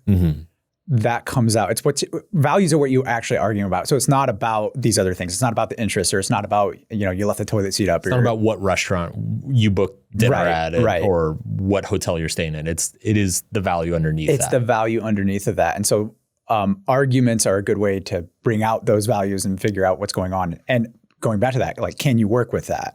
Are you able to, this is one of the problems I have with a lot of people who are in the kind of attachment world, they say, oh, find somebody who's secure enough, right? Well, usually somebody who's avoidant, say, right? They value their independence or, their autonomy, maybe a little too much. And maybe there's a little bit of whatever going on underneath of that. But they say, well, you should find somebody who's more secure in their relationships and doesn't value autonomy as much or whatever. It's like, no, can you work with somebody's autonomy? Just like, can you work with somebody's anxiety too? Yeah. Somebody might I value emotional availability, right? Yeah. And if you're not emotionally available for them, well, obviously that's going to be a problem. Without getting on too much of a tangent, and maybe we do an episode one day on attachment. I feel like attachment theory it's a great descriptive model. It's great at describing why certain people's relationships function or don't function. I think it's a poor prescriptive model. Yes. And I think that's gotten confused this day and age, especially on like TikTok and Instagram. Like everybody's like, oh, you're anxious, you should be doing this. And it's like, well, I don't know about that. Right. Like it's more complicated. I do want to go back to what you said though, about like the argument is not about the thing, it's about the value underneath the thing. And I think that like, this is why this topic is so important. Like, because talking to my friend last night, he didn't understand that it was actually a value difference. That like people will have an argument with a partner over a restaurant that was booked or a trip that was planned or, there's like, they're squeezing the toothpaste tube on the wrong end or whatever. And they don't realize that the argument's not actually about the restaurant. It's not actually about the toothpaste tube. Like there's an underlying value underneath that's in conflict. If you're just arguing about the thing, you're missing the real negotiation that needs to happen between the two value systems. And I just think most people are unaware of that. And if you're unaware of that, then you're not going to be able to solve it very well. No, you escalate. You're going to escalate, right? You're going to think it's about the restaurant. And so it's funny too, because my friend was telling me, he's like, they went through this whole process where it was like, okay, well, why don't we alternate? Like we'll go to a fancy place for lunch and then we'll go to like a dive bar for dinner, which just meant that they were both miserable. Right. Right. But they were just like doling out the misery in equal proportions, where it's like, no, there's like, you have to address the underlying value of like, okay, well, why does she care so much about this? What's like the itch that's being scratched by like booking, spending all this money? Is it a need for status? Is it a need to feel important? Is it a need to, experience luxury, enjoy your vacation to its fullest? Like what is the underlying value or motivation? And then see if you can address that in a way that meets both people's needs. And it's hard. It's like, those aren't easy. First of all, both people need to be self-aware enough to understand like what's motivating themselves. And then second of all, both people need to be mature enough to actually communicate those things to each other. And both of those things are rare. So condolences to my friend. Although I think they're both better off, it sounds like. I think they both dodged a bullet, honestly. Yeah. I also think relationships are an interesting mechanism for revealing your values. Yes. Right? Yeah. Like I look at an experience like my friend's or maybe like yours in rural Mexico, it reveals things about yourself that maybe you didn't know and that you didn't have a ton of clarity on. Right? Like I remember my girlfriend in my 20s, we had overall, I would say it was a good relationship, but it was like very up and down. Like it was kind of rocky, a lot of like drama and fights and stuff. And at the time, I mean, she was a huge party girl and I was a big party guy. And so I think we mostly bonded over that. Yeah. But it was interesting after being with her for a a year or two, there was like a self-destructiveness to her that was like a big turnoff to me. And I used to try to communicate that to her. And then she would look at me and she's like, you're doing all the same drugs and drinking just as much. Like, what are you talking about? You fucking hypocrite. Yeah. Yeah. And I was like, yeah, but it's not the same. Like there's like the motivation is different. I think the thing that the value that was underlying the experiences was driven by different things. And what do you think that was? I think in my case, it was kind of this compulsive need for novelty and excitement. Yeah. And I think in her case, there was a lot of that as well. But I think she had a real self-destructive streak that I didn't. I always kind of had this awareness in my mind that like, this is a phase. This is like, I'm 23. This is I'm doing this because I'm 23, and probably in a year or two, I'm not going to do this anymore. Like, I don't want to be doing this in a year or two more. And I definitely don't want to be doing this when I'm like 30 or 35. And I detected no sense of that in her. Right. Like in her, it was just like, no, man, we're just going to have fun. Like, this is just life. Like, we're just going to go hard and all gas, no brakes. Yeah. And that's fun for a night. It's fun for a weekend. It's fun for a month. But like after a year or two being around that person, you know, it's like, there's a darkness here. There's like a self-destructiveness here that like worries me and I don't want to take part in. And ultimately, I think that was a big part of ending that relationship. It was a big part of like why I wanted to get out of that relationship. And I didn't have the maturity to fully understand that or communicate that at the time. But in hindsight, it's very clear to me. And I think at the time too, it was clarifying for me, because I think going into the relationship, I kind of had the same attitude of just like, yeah, fuck it. All gas, no brake. Let's go, you know? And through the course of the relationship, I noticed that I started becoming uncomfortable with certain situations or certain decisions that were being made. And it was clarifying for me. It was like, it showed me, this isn't who you are. Like, you're a tourist in this lifestyle. You're not, right. You're not a resident. Right. And so make sure you don't get trapped here. Make sure you don't get stuck. So that's one experience that I've had. But I mean, there have been quite a few. I think your relationships force you to confront your most deeply held beliefs and assumptions and motivations. And, you know, ultimately it comes down to what you care about. Like, what do you find important? Because it's like when you try to imagine a future with somebody, that future needs to be compatible with what you find important in your life, like what you're optimizing for in your life. And so if there's an incompatibility there, right? It's like, if my future is, you know, I really want to stop partying and stop doing drugs and get my shit together and build a business and be more ambitious. And I can't imagine my partner in that world, then it becomes hard to stay with that partner. Yeah. Have you experienced that? Yeah, definitely. I think too, going back to like the revealed preferences, I think is what a relationship will do to you.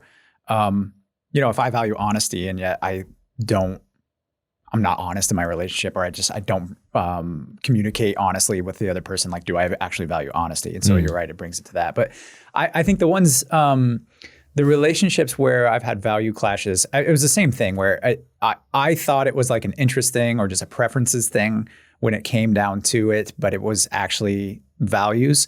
And then what I've also noticed though too, going back to what we talked about, where like, can you work with somebody else's values? I think that I've gotten better at that as well, because I think before, especially like in my 20s and early 30s, I was very much valued autonomy and independence and wanted that somehow in a relationship too, but I wanted it way too extreme. Right? Yeah. And so that can clash, that can show this clash of values in a relationship as well. And basically like when anything would go wrong in a relationship, I would just be like, well, you know, I'm independent and autonomous anyway, so it doesn't matter and whatever, just screw it.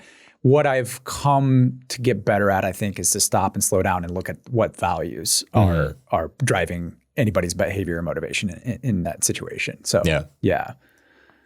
Any grimy stories? Oh God, drama, juicy drama. Give us drama, Drew. Well, I mean, give us the Drew Burney show. I mean, I've had just like instances where I can point back to relationships and like, that's the moment they fell apart. And it's because I put my values above the relationship really too. That I think that's another one. Somebody snaps at me in a certain way or something like that. And I'm just like, that you're violating my autonomy. You're trying to get me to change who I am. I'm done. You know? Yeah. Where now I step back, I'm like, oh, okay, they're not getting their need for emotional connection right now. Yeah. That's what they value an emotional connection, and I'm being very distant, and that's why they're upset. Yeah. That's been a common one for me. I mean, I don't know. Throughout my adult life, it's always been, I have placed a value that is probably a value that's to me higher than the relationship itself. And I think if you want to be in a relationship, you have to put some value on the relationship that can sustain you through those differences and those arguments and those fights and stuff like that. And I just wasn't willing to do that for a long time. Yeah. It brings up the question is what is worth compromising on? Like, yeah. We kind of said earlier, like you can't really compromise on values. You can a little bit. I don't think you can compromise a lot or wholesale. Like there comes a point in relationships that if you're compromising too much of your values, you're literally losing who you are and what you stand for. And so you are figuratively and psychologically kind of killing your own identity to placate your partner, which is incredibly unhealthy and not sustainable. But at the same time, I do think it is impossible to be in a long-term relationship without compromising on something, or at least like deciding to let certain things go, being like, you know what, this is very important to me, but I'm willing to back off a little bit for the sake of the harmony in my relationship. I think it comes back to that idea of like values being like a network system. And when you're in a committed long-term relationship, or you could even say with like family relationships or with kids, like they kind of become part of that network. And if my wife holds a value super strongly that I don't, I do need to find ways to accommodate that value. And maybe it's not giving up my own values wholesale, but maybe it's just like turning the volume knob down a little bit on a couple things. And instead of being like a 9 out of 10 on autonomy, I'm a 7 out of 10 on autonomy. And you start to realize that you can be very healthy and happy that way. We're actually going to talk later in the episode about how to change your values and how to do it in a way that like feels congruent and not like you're forcing yourself or murdering yourself. So I do think some of that comes into this, but it is an interesting question of just like how much compromise is too much compromise. Like what is a bridge too far? Yeah. I think one too about changing your values within relationships as well. I think a lot of people, you and me included, when you're younger, you do kind of value novelty and excitement and fun and all of that, and you want that in a relationship. And then as you go through some relationships and you see how that can also blow up the excitement and the novelty and the fun, and I have such a strong connection with this person right away. And usually that means, okay, things are going to get, there's going to be some fireworks, not in a good way necessarily. And over time you change more towards, I realize that valuing that is it's a little bit counterproductive to the relationship at a certain point. And so you start to value, I value more stability in my relationships. I think it took me a while to get there, but I started, because especially in my 20s, I was just like, no, I like novelty, fun, date around, and you get a little bit addicted to that. And then all of a sudden you wake up and you're like, oh, there's such a diminishing return to this. Yeah. So I don't know, maybe we can save a little bit of that for the changing values too, but that's we'll definitely come back to it. Yeah. I think what the example you raised there is very pertinent. I think it's to have a healthy long-term relationship, period. I think both people need to value stability and consistency to a certain extent, which means, stability and consistency is in tension with personal autonomy, novelty of experience, stimulation. I think there is an inherent trade-off there that is probably just fundamental to relationships itself. I do want to touch really quick before we move on about how relationships fit into the value hierarchy, because I do think there's something uniquely interesting about whether you want to call it romantic relationships, love, or just a specific relationship in general. But it basically, for whatever reason, if you make a relationship or your relationships the top of your value hierarchy, it actually undermines the relationships. Ah, yes. Like there's something very subtle about if you make another person the most important thing in your life, it actually is counterproductive for that person in the relationship with that person. And I think it comes back to you're compromising too much, right? Like if I'm giving up too much of myself to make my wife happy, then I stop being the same person that she fell in love with. I become this like half empty caricature of the man that she fell in love with. And so I think this is where you see that strange dynamic where like not compromising occasionally makes a relationship better. Like refusing to be different or change, like keeps the intimacy alive because you are maintaining a certain amount of healthy autonomy and individuality that sparked the attraction to each other in the first place. Anyway, I feel like we could do an entire episode 100%. Yeah. just on values and relationships. I'm sure we're going to do many relationship episodes over the course of this podcast's life. So we will come back to this at some point. So wait, what would you recommend to your friend then going forward for looking for a new relationship? So I'll tell you the advice I gave him. Okay. I said, the first thing I said was what I said earlier about interests versus values or preferences versus values. I said, dude, like this is not a preference for nice restaurants. Like this is a difference in values, and you need to ask yourself like, what's driving that? And by the way, dude, like the fact that she showed up to your first date with like a $30,000 watch might have been a tip off of like, this is who you're getting involved with. It just, I love you, man. But it's, I mean, there are signals, there are clues. People are sending out clues of who they are all the time. I think I actually, I wrote in my dating book Models years and years ago that the true self is always shining through. Like it is impossible for a person to hide who they are, because if they're trying to hide who they are, that says something about who they are. Right. So what I encouraged him is I said, look, obviously you want to know a person's preferences and interests and the things that, you know, that they like pretty early on in a relationship, first couple of days.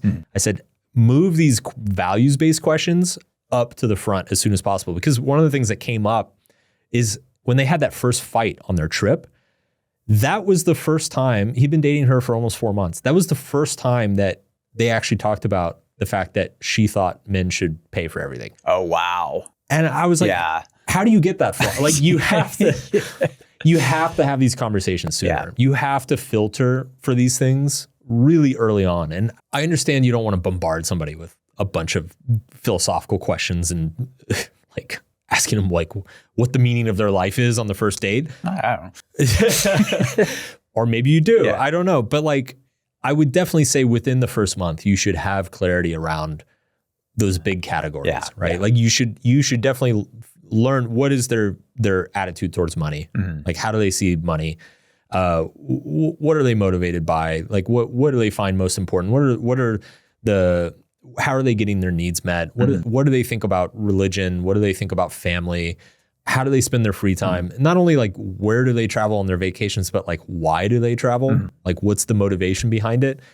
Just start to get a clearer sense of what they care about and what they find important and what they hope for themselves in 5 or 10 years and see if that's compatible with what you hope for yourself. And I get why people don't do it, because when you have a beautiful stranger across the table from you and it's going well, you don't want to fuck it up. Yeah. But this is my last chance. Oh no. Yeah. But at the same time, you know, you're just kicking the can down the road. Like it's going to be more painful. You'd rather break up with this person on week 3 than year 3. Right. If you can spare yourself that pain, and you want to find out as soon as possible. Yeah. Well, I think too, though, it's not necessarily too that they have the right answers to those questions too, but like how easily can you talk to them about it, and how easily can you navigate that interaction with them? So if it is something you're like, oh, you travel and you like to spend extravagantly, why is that? And if you can have an honest conversation with them and like kind of come to a mutual understanding, like you've said before, it's not like respect is actually kind of the foundation of all this. And if you can respect their values, even if you don't necessarily share them or agree with them, that can go a long ways too. You can have, again, that goes back to the interacting values that you might have that actually are compatible with each other, even if they're not the same. I would actually, I think respect earlier we were using the word shared values. I would say it would be respected Respect value. for values, yeah. And I think what broke down in his case, it wasn't that they didn't share the same values. It was that they didn't respect each other's values. And because they didn't respect each other's values, they weren't willing to compromise. Right. That applies to any relationship. Yeah. Absolutely. Oh, and before we move on from the relationship topic, so you can buy these decks of cards that have questions that are designed to help, people who are dating for the first time to get to know each other quickly and understand each other's values and understand if they're compatible or not. So I've never used one of them because I'm an old married man, but you should try it out. Yeah, it could be fun. It could be actually. So I did an event. I did an event with School of Life. So School of Life has one of these decks, and they gave me one. They gave me the deck as a gift, and I brought it home. This was maybe like 6-7 years ago, and Fernanda and I did a bunch of the cards, and it's funny because it was like we already knew each other's answers. Oh, right. Yeah. Okay. There's no mystery left in your marriage whatsoever anymore, huh? It's just all. I mean, kind of. It feels that way.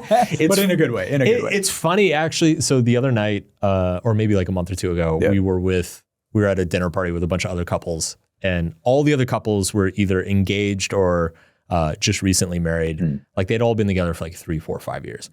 And Fernanda and I have been together for 13, going on 14 years.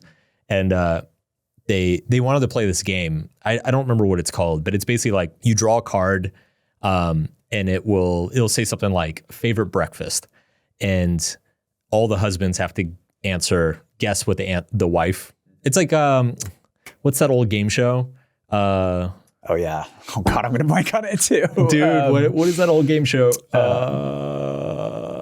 Newlyweds. It's the Newlywed Game. Yeah. So it's exactly the Newlywed Game, and it's like a card game, and it's you bring it out at dinner party. So we were playing the Newlywed Game, and it felt like Faye and I had cheat codes. Like it was so unfair because like all these couples have been together for like 3 years. They had just gotten engaged, and like I will say this: there's a certain point that you hit. I would say that when you adapt enough to each other's values, like even though my wife and I like we don't share all the same values. I think we're so well adapted and now balanced in each other's values that there's a stability that you can't really find on your own, I would say. And a comfort, like a security that comes that I've never experienced on my own, but it's like extremely gratifying and profound and you can kick ass at the Newlywed Game. Yeah, that's awesome. Yeah. So. All right. So let's do a quick section on where do values come from. I don't want to dwell too much on this. It's funny, we kind of fell into a research rabbit hole on this one. Oh, very much got in the weeds, yeah. Because there's actually a lot of interesting backstory and research on this. I don't want to stay in it too long if we can help it, just because I do want to get to the actionable advice for people. So this whole idea that values vary widely across people and across cultures, it's a relatively new idea. If you look back at like the colonial period, it was, I guess you would say, not very pluralistic. It was very much like Europeans showing up to other parts of the world and being like, these people are savages. We need to give them our values. It really wasn't until the 20th century. So in 1925, a young anthropology student named Margaret Mead went to a Samoan village to study a local tribe there. And really the thing at the time, obviously like female academics were a rarity. I don't think there was as much wide travel, to the South Pacific and all these indigenous cultures back then as there is now. And so what she was doing, she was already a bit of an outlier, and just in terms of who she was in her program. And then she was also studying something in a way that was also a bit of an outlier. So she goes to the Samoan village. She starts observing the people. And one of the first things that she notices is that the teenagers are way less inhibited than European and North American teenagers. And B, they seem way happier. They're like, chilling, enjoying themselves. They're not rebelling against their parents. They're not getting angry and going out and drinking and like hurting themselves and getting in the fights with each other. And the other thing that she noticed was that ironically, they were way more sexually expressive, and that sexual expression was seen as okay. They weren't judged or shamed for it, particularly the young girls. And you didn't see as much, teenage pregnancy or out of wedlock relationships. Like everything just seemed much emotionally healthier to her. And this was a little bit shocking at the time. Like if you imagine 1920s, they were pretty buttoned up and strict in their morals, and they weren't very open-minded, especially around things like sex and young women being sexual. Right. Victorian hangover still. Yeah, a little bit. Yeah. A little bit. So she came back to America. She wrote a book called Coming of Age in Samoa, where she essentially argued that most of our values around cultural norms, propriety, society, sexual mores, all this stuff, all these sacred cows that the West believes very strongly. And she argued that these were relative, that they weren't absolute values, that if anybody in the United States, if they grew up on Samoa, they would grow up with these other values, and they actually might even be better off. Now, as you can imagine, this set off an absolute firestorm, like huge lightning rod for controversy. What's impressive about Mead, though, is that she didn't back down. She actually got back on a plane, and then she went to New Guinea, and she spent, I think at the time, people criticized her. They said, well, this is just one tribe, and like, who knows, maybe it was just the families that you hung out with. Like, you can't really generalize this to wider populations. So she went to New Guinea, and she was like, fuck you all. I'll show you. So she followed 3 tribes in New Guinea. And not only did she find that all 3 varied drastically from American values and morals, all 3 varied drastically between each other. So one was super aggressive and very violent. One was very passive and very chilled out. One was matriarchal, which is basically like women had all the power in the tribe. One was extremely patriarchal. So again, this informed her theory that ultimately most human values are culturally relative, that we absorb our values from society around us, and that most of what we believe to be important is simply the result of where we grew up and who we grew up around. So all the controversy aside and all the arguments aside of, Margaret Mead's research process and how scientific it was or not, I do think the takeaway from her that is extremely important is that there's a certain percentage of our values that are chosen by us, that we kind of seek out ourselves and determine for ourselves through reflection and experience. But there's also a large percentage of our values that we simply inherited, right? Whether from our parents, from the school we went to, the neighborhoods that we grew up in, the socioeconomic status that we had when we were young. The values were handed to us. They weren't necessarily built or discovered for ourselves. And I do think that realization and just understanding what is what, understanding like what you inherited versus what you've chosen. I do think is very important on an individual level. And I also think it's a very tricky thing to figure out as a young person. I know for me, spending so much time abroad was extremely illuminating for myself, because it really showed me, I think it showed me a lot of values that I was flexible on. And most importantly, it showed me some values that I'm not very flexible on. Like it didn't matter how much time I spent in other countries or how many places I went to. Like there were a handful of things where I'm like, I don't fucking care. Like this is the way it should be. And this is the way I always want it. Give me a cold drink, please. I value cold drinks. Like fucking ice. I need some fucking ice in this drink. Yeah. Yes. Or public trash cans. Right. Holy shit. Right. No, the one thing I noticed around that was punctuality. I can't get over that one either. Oh my God. Yeah. I understand it. I get it. You have a different cultural norm around it, but my God. Yes. I lived 4 years in Latin America. Yeah. I lived for over a year in Southeast Asia. I get it. You're on island time. Life's easy. Go with the flow. Yada, yada. Dude, just like fucking send a bus on time. Yeah. Like just be within 15 minutes Right. and I can deal with it. Right. I think that sort of self-discovery is very useful. And I think, in the old podcast, we did a couple episodes on travel and the value of travel. And for me, like ultimately that was the value of travel, is that it clarifies for you what seems to really be deep inside of you. Like what are the values that are kind of non-negotiable for you? And what are the values that shift quite a bit when you alter your environment, when you go to a new place and surround yourself by new people with different values? Like what naturally starts to change within yourself. So what were some examples of that for you? What did you find that could change more easily depending on where you were? That's a good question. I'll say this. I think living abroad made me much more politically fluid. Yeah. When I was young, when I started traveling in my early 20s, I was pretty far left, like most young 20-somethings of our generation. And what's interesting is that you go to all these countries and places and they have completely different systems and they have completely different political spectrums and they have completely different laws. And initially, in week one, there's a lot of things that just kind of upset you or you find distasteful, but you spend a few months there and you realize like, wow, like, yeah, people get along fine here. It's societies can work in many circumstances and under many systems and with many types of incentives. So that's not to say that I don't hold strong political views. I do, but like I do think that period, being nomadic and living in a number of different countries, I think it's made me much more politically fluid than most Americans, just because I realize how negotiable a lot of this stuff is.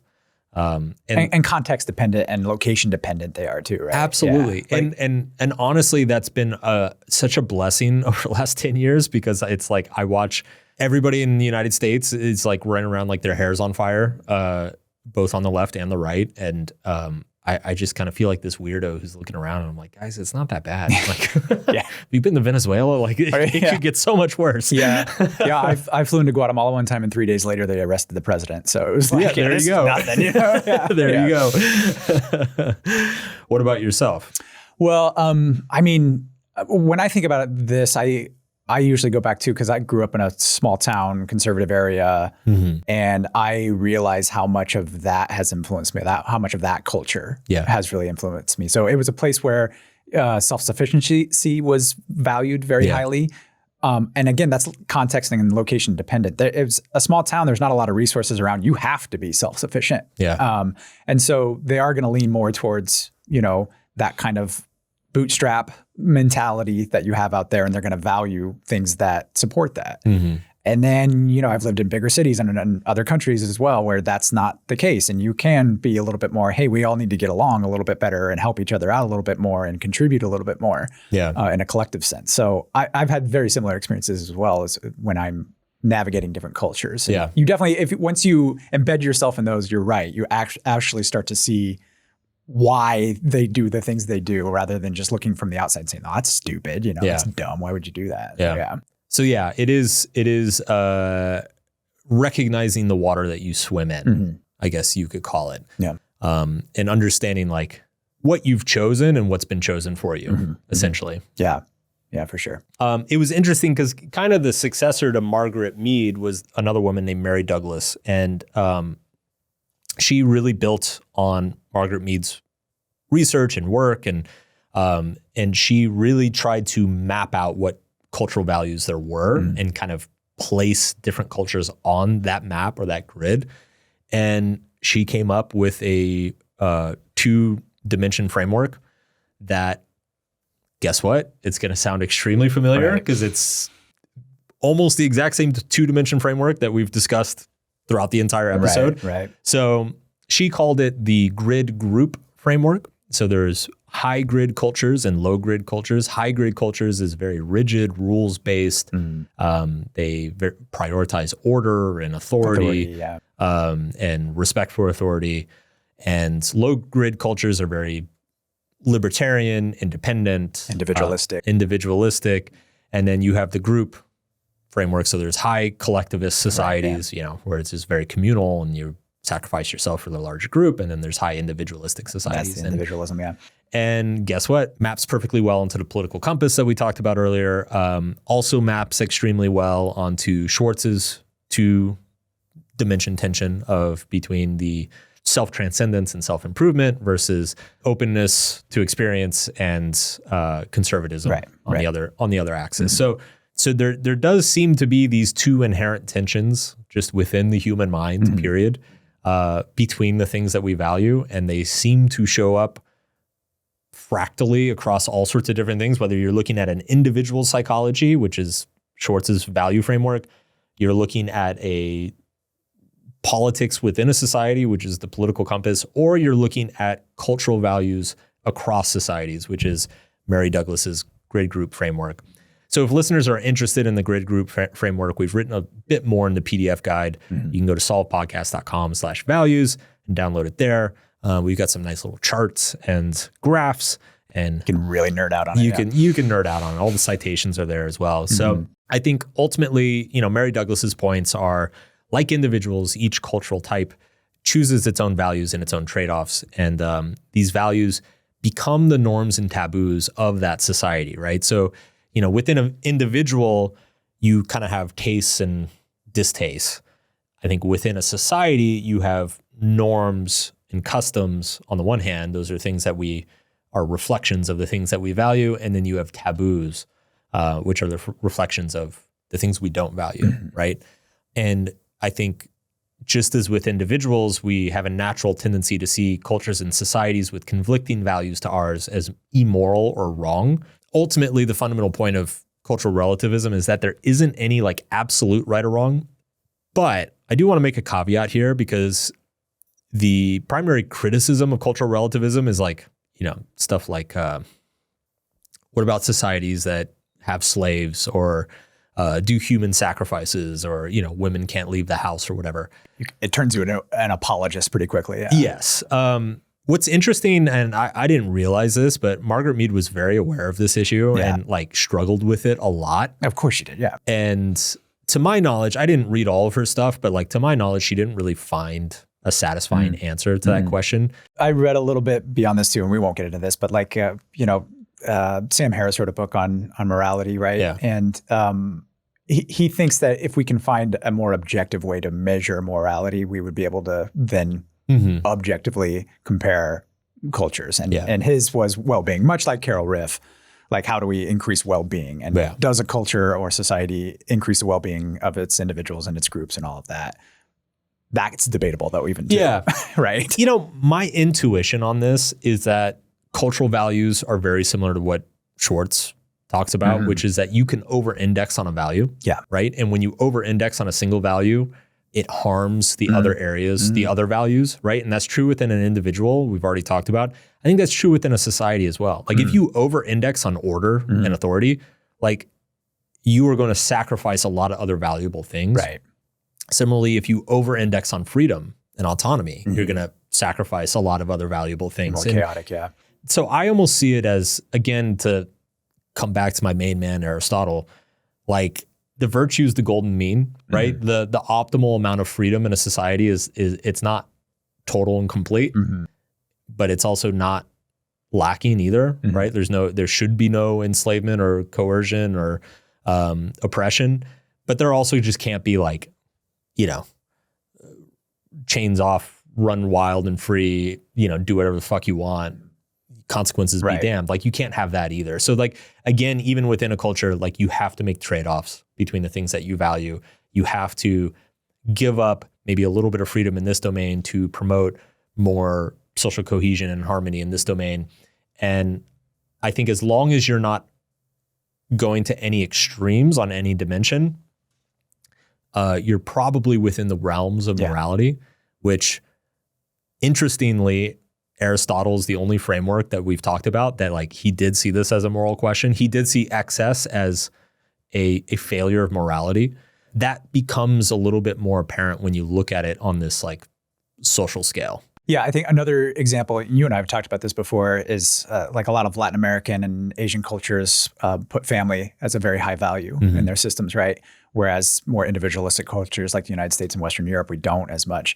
And from the outside looking in, a lot of us are like, oh, we wish we, valued family more. And you get into those and you can see when it's taken to extreme, right? That you start maybe sacrificing things that you maybe would benefit you if you didn't sacrifice them for your family. Or you see this all the time, especially in Latin America, like there's corruption charges somewhere. And what do they say? Well, I was doing it for my family, right? Dude, it took me so many years to connect those two dots. Yeah. And when I did, it was like just such a mind-blowing moment. But like if you look at those family-oriented cultures and you look at corruption scales, like they are pretty strongly correlated. And it wasn't until I lived in Brazil for a long time that I started to realize. I remember actually having a conversation with a number of Brazilian friends. And I was like, if your brother killed somebody and the police came and knocked on your door and asked where your brother was, would you tell him where he is? And every single one of them was like, no, he's my brother. Right. And of course, as an American, I'm like, yeah, he's right there. Like arrest the fucker. Yeah. And it was so interesting because, and I remember reading, I forget where, but I remember reading a book on corruption, and it's exactly what you said. It's like everybody who commits corruption, they justify it by saying like, well, I'm just going to skim a little bit off the top here to like send my kid to college. Well, I'm going to skim a little bit over here because my aunt has cancer and she's going to have a lot of hospital bills. Oh, well, I'm going to take a little bribe over here because, my cousin just broke his leg and he can't work anymore. There's always a justification that feels very morally righteous and feels correct to them. And when you scale that across millions of people and over a very large system across the population, you get a system that just breaks down and completely fails. And that's a perfect example of how these value networks exist in a very tenuous balance, and not just on the individual level, but also on the social level.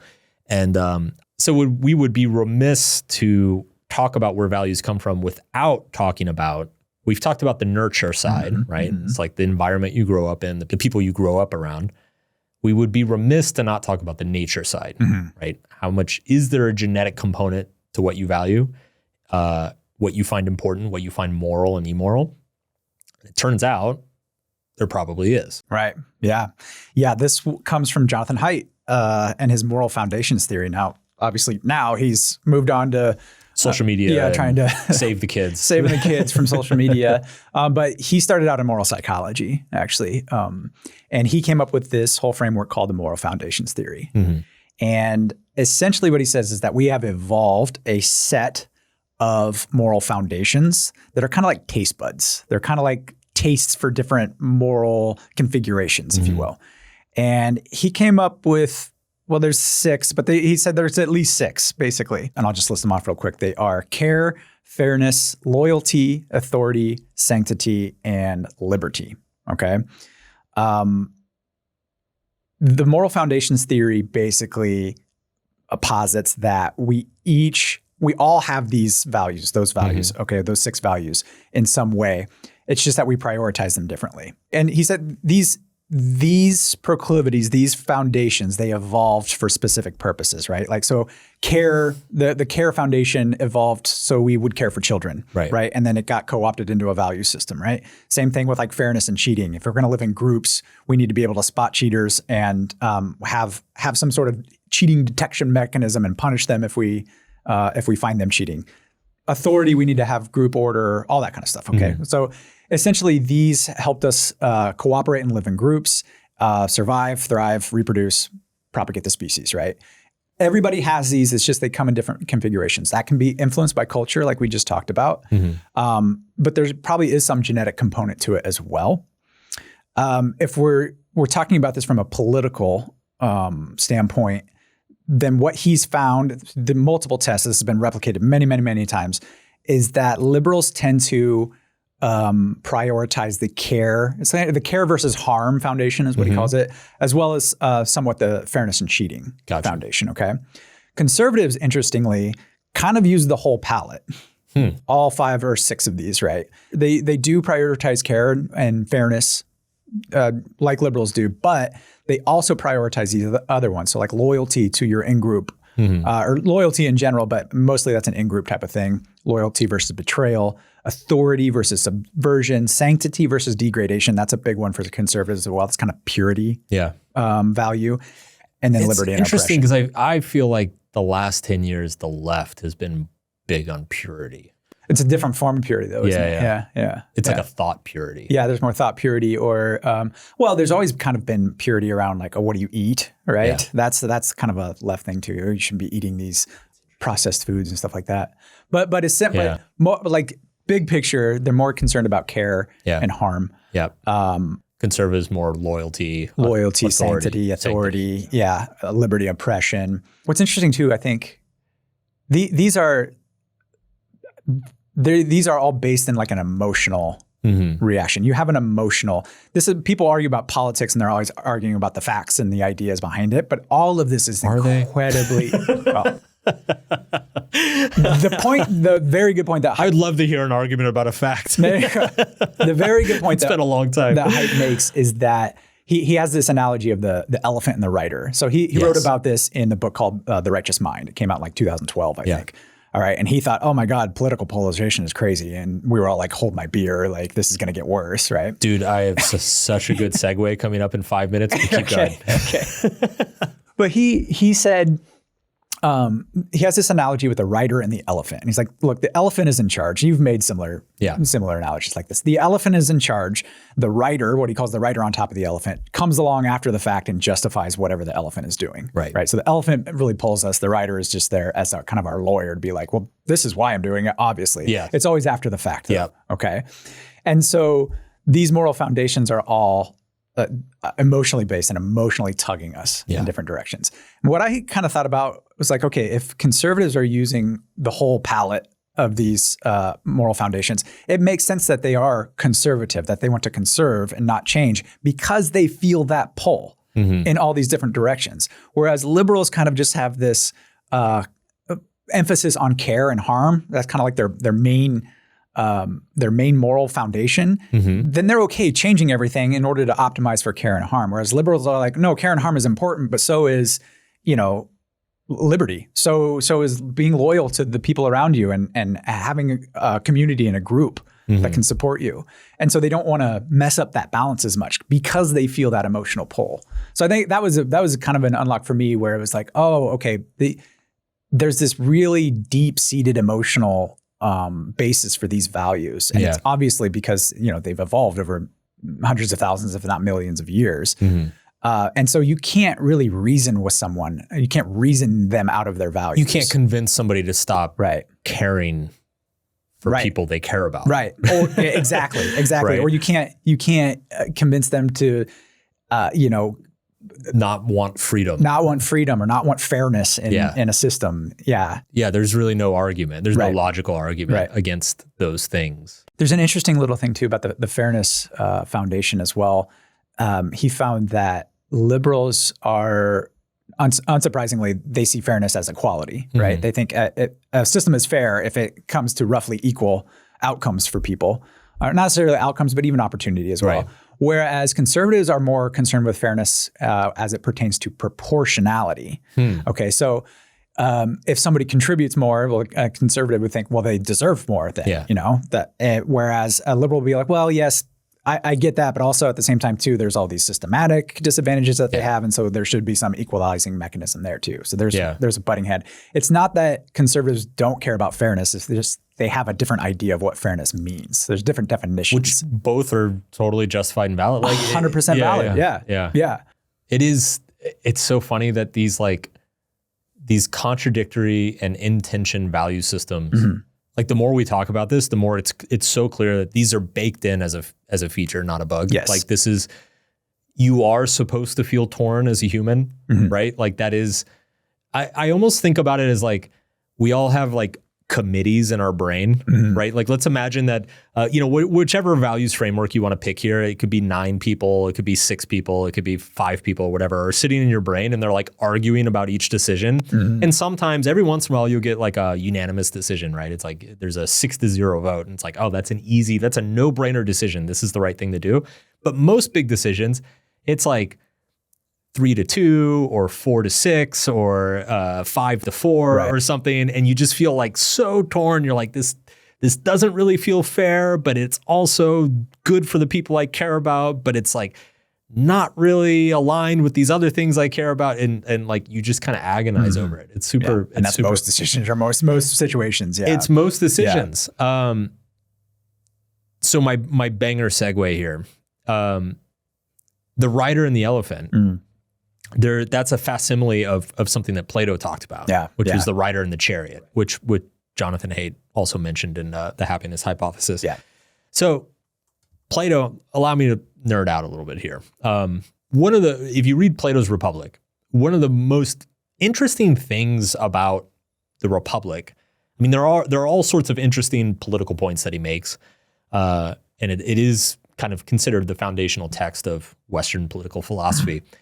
But what's fascinating about the Republic is that there's kind of this alternating organization to the book, which is that each chapter, or technically each book within the book, each chapter is like, one will be about the individual and like what is right and wrong and how decisions are made and what's virtuous and what's, a vice. And then the next chapter will address kind of the same topic, but it'll address it at the societal level.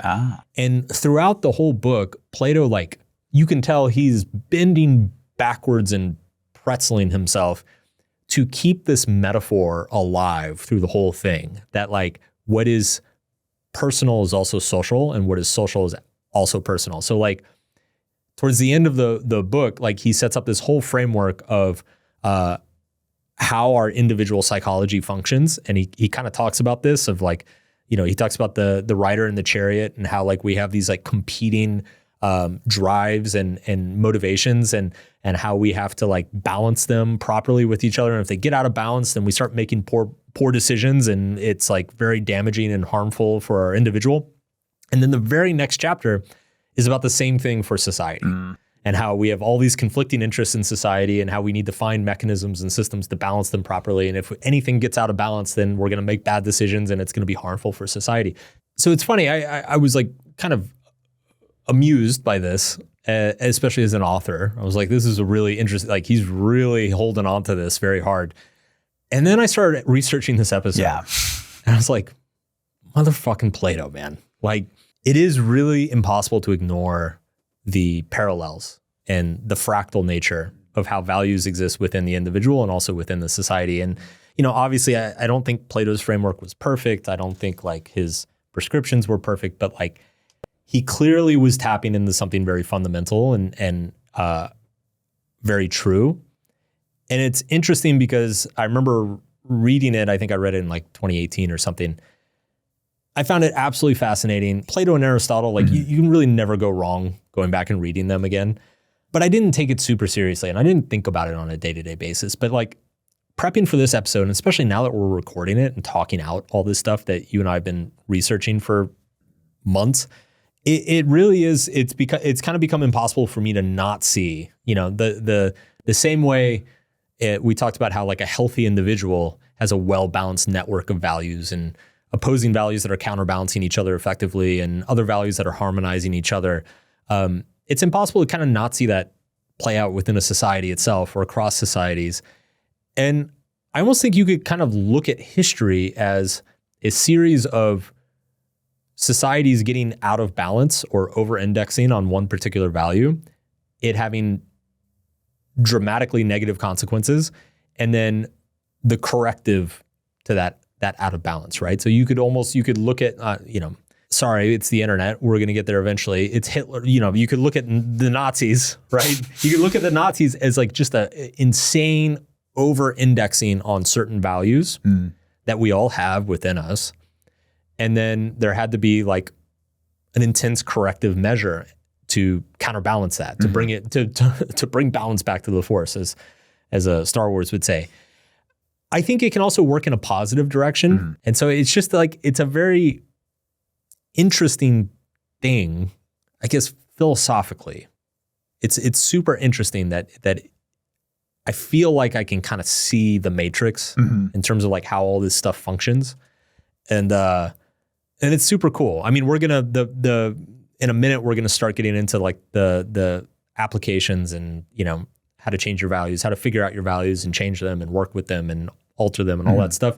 So we're wrapping up kind of the philosophical and the theoretical portion of this episode. But I do have to say that like I feel like I've like reached a point on this subject that I feel like Neo. I see the ones and zeros. Yeah. Well, I actually I'm dodging bullets, true. Yeah, in slow-mo. Yeah. I have an example of this actually too that illustrates this on a little bit smaller level, but still illustrates this. So can I tell you my story about when I almost got in a fist fight at a taco truck? Yes. Yeah, okay. Yes. This is what we're here for. This is what we're here for. This is where the values really play out, is at the taco trucks, okay? The taco trucks. I mean, there's some truth to this, as you'll see, I think. It was years ago. I was with an old girlfriend of mine at the time, and we went to this taco truck we go to. It wasn't too far from where we were living. And go to this taco truck. We order our food. We go sit down at the picnic table. There's a guy sitting down at this picnic table already. There's only one picnic table. We sit down next to him. He strikes up a little bit of just small talk with us. Yeah. It becomes clear very quickly that he's not, he has some mental disabilities. Yeah. Okay. And he's not all there. Really nice guy. He's being really sweet though. Eventually he asks us, he's like, hey, I just spent all my money at the taco truck and I'm trying to catch a bus. You guys got any money for bus fare? And we're like, oh, sorry, man. We're out of cash. We don't have any cash. Apologies, you know. Didn't think anything of it. A few minutes later, he gets up. There's another guy ordering at the taco truck. This guy gets up and goes up to the window and he reaches into the tip jar. I think what happened was he tipped. He realized he didn't have any money. He went to go get his tip back so he could get on the bus. Yeah. That's what I think. That's what I saw. From my point of view, that's what happened. Yeah. But the guy ordering just saw him reach into the tip jar. And he lost it on this guy, just lost it. Just started screaming at him, cursing at him, you know. And obviously, he hadn't interacted with him at all to that point, so he didn't know he was mentally disabled in some way. And so I went up there to try to diffuse the situation. Told the guy, I was like, hey, buddy, I think you just need to leave. You know, we'll get you some money somewhere else or whatever. Then the other guy pulled some money out of his pocket and threw it in his face, like pulled a couple of bills. Wow. And I lost it right there, okay? That's when I lost it. And then my girlfriend's sitting over here like, don't. She's like, stop, Drew, sit down. Just stop, okay? Yeah. And me and this guy get into a shouting match. The guy who threw the money at this other guy, me and him get into a shouting match. I call him an asshole. He calls me a lot of different names. We're going back and forth. He's getting physically threatening with me. I'm like, oh, this is going to happen. Here we go. Oh, you know? Boy. And so we de-escalated eventually. He and I shook hands. We parted ways. I've thought a lot about that since then. This was years ago, but I've thought a lot about that since then. And it really did play out with these values, and actually the ones that Jonathan Haidt played out here, right? Fairness, right? He was violating my sense of care and harm. He was like, I had an interaction with this guy. I realized he was mentally disabled and probably needed a little extra, leeway. Yeah. He didn't see that. Obviously, what he saw was the cheating, the unfairness and the cheating going on. That really set him off. And then my girlfriend sitting back here, she was more like, I need peace and calm and order right now. Yeah. She came from a very hectic background and stuff like that. So she really valued more order in her life. Yeah. And so all of these values were competing at this, and it all came to a head. And none of us were necessarily wrong. We were just all operating on different values at that point because of what had happened in our perspective, right? I can look at it now from a more detached point of view, but at the time, I mean, it was a very emotionally charged situation, obviously. Yeah. And it was because of these value triggers, these innate kind of foundations that Haidt outlined here. They've been violated for each one of us in that situation. And I don't know, I just thought it was interesting. But now I can look back at it detached and like, oh, okay, this guy wasn't actually an asshole. Yeah. He just saw that somebody was cheating the system and he didn't like cheaters. Yeah. Like, okay, that makes sense to me. He didn't see that I had already seen this guy. He had probably needed a little extra care and a little extra tending to. And he violated that when I saw him treating him poorly. Yeah. And then my girlfriend was like, okay, this is just stupid, basically. And she was probably right, honestly. At the end your of the girlfriend day. was the wise one. Yeah. So I don't know. That to me, that is kind of a microcosm of, I think, of what goes on all the time. People get into fights or they get into arguments and they think they're so right because one of their values has been violated or triggered in some way, and they don't see that somebody else's has also been at the same time. So I don't know. I just thought that was kind of interesting. You know, Plato called this the allegory of the taco truck. He did. Yeah, that's true. He's got the allegory of the taco truck. Yeah, that was in the cut chapter of the Republicans. Okay. That's actually what the chariot was. It's actually a taco truck, not a chariot. She's the rider in the taco truck. Yeah. New book idea. The rider in the taco truck. The allegory of the taco truck. That's my taco truck story. I thought you were going to say, and this was all a metaphor for Trump administration 2.0. Well, I mean, you could go there, yeah. All the conspiracy bros are going to be dissecting that story for the next 3 months on Twitter. Yeah, basically.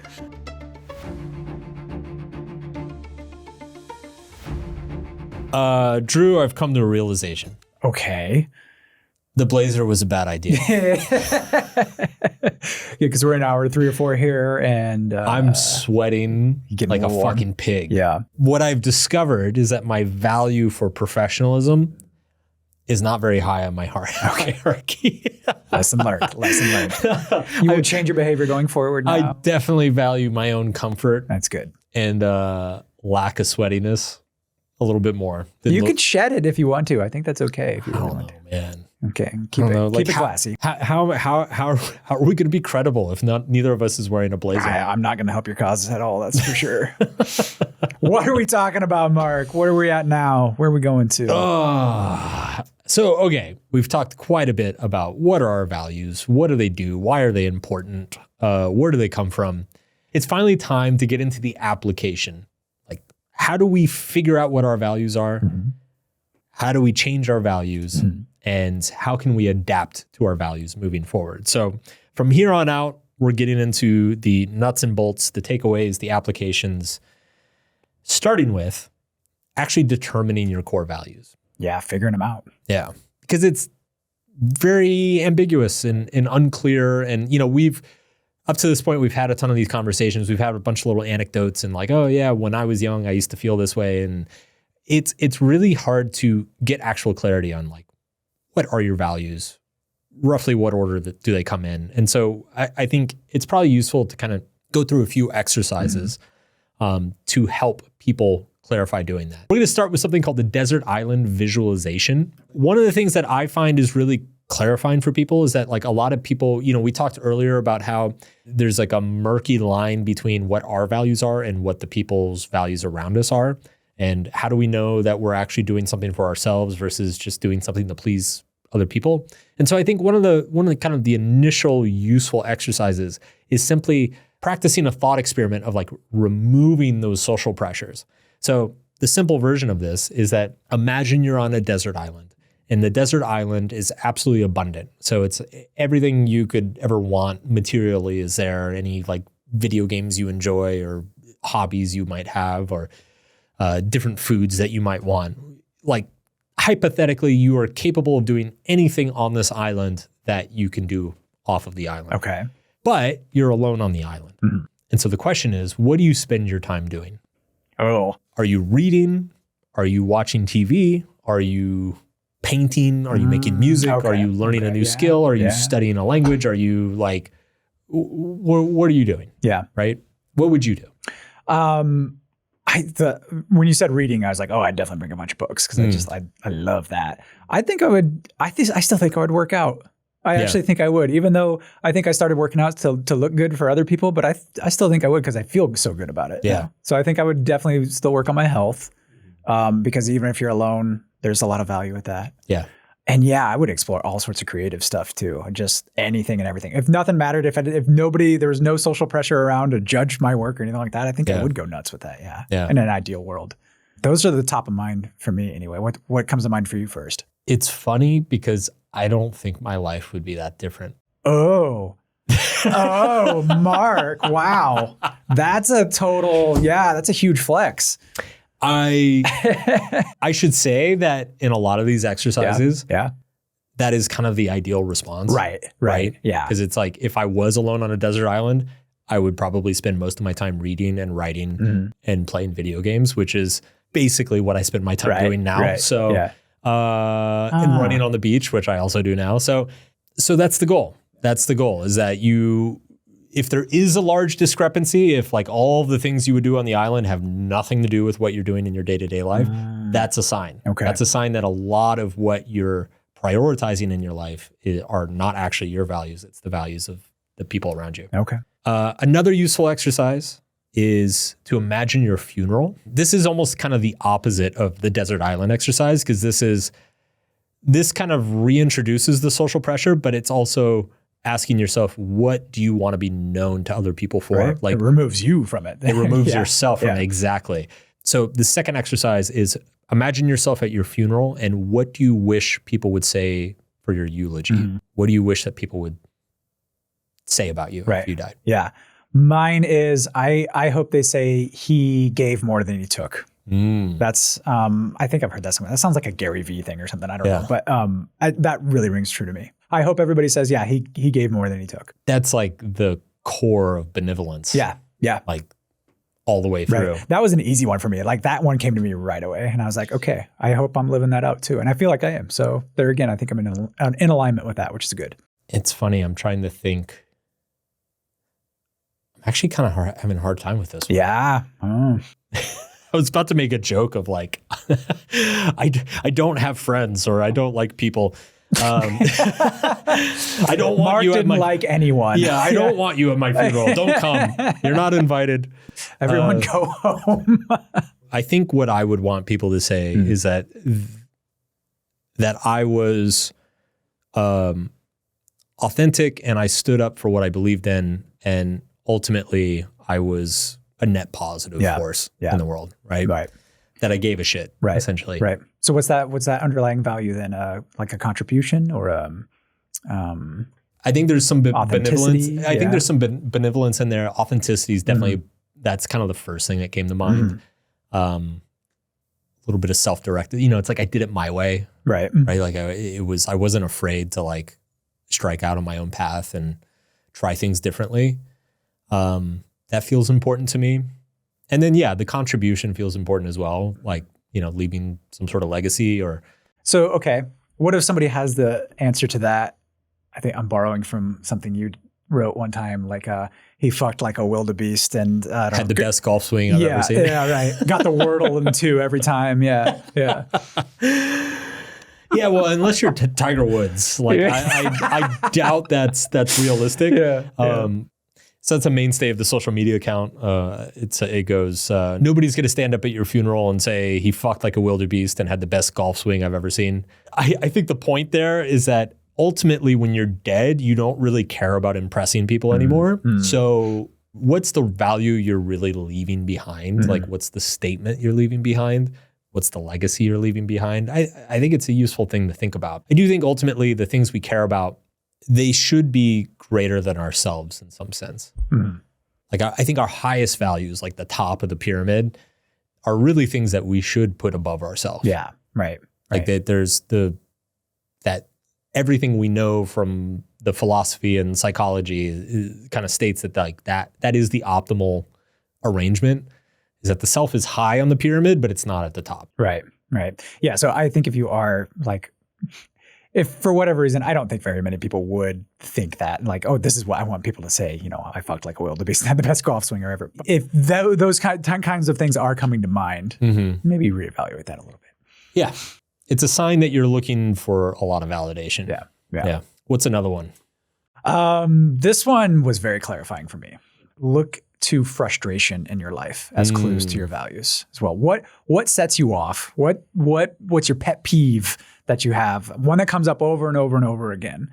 And like for me, it was just I see incompetence in the world, and it drives me fucking insane. Right? This goes back to my mastery. Like I want environmental mastery or competence in the work you do. I value competent people. I value competence in myself. I expect that in myself and in people around me. And when I don't get it, when it's around me, when incompetence is in my environment, it drives me insane. Yeah. But it was like when I thought of this exercise, like that one went straight to it. I was like, yes, that one. You know what the first thing that came to my mind is? It's actually kind of funny. This is like my version of the allegory of the taco truck. Okay. I hate line cutters. Yes, dude, that's another thing. We get it right in the United States. Oh my God. Everywhere else, come on, you guys. Dude, like literally, if you if you added up every time I've almost gotten in a fist fight, like 80% of them are because somebody cut in line. I fucking hate it, especially when you're at like a concert or something and you're like waiting in line for an hour and somebody just walks right in front of you. Lose my shit.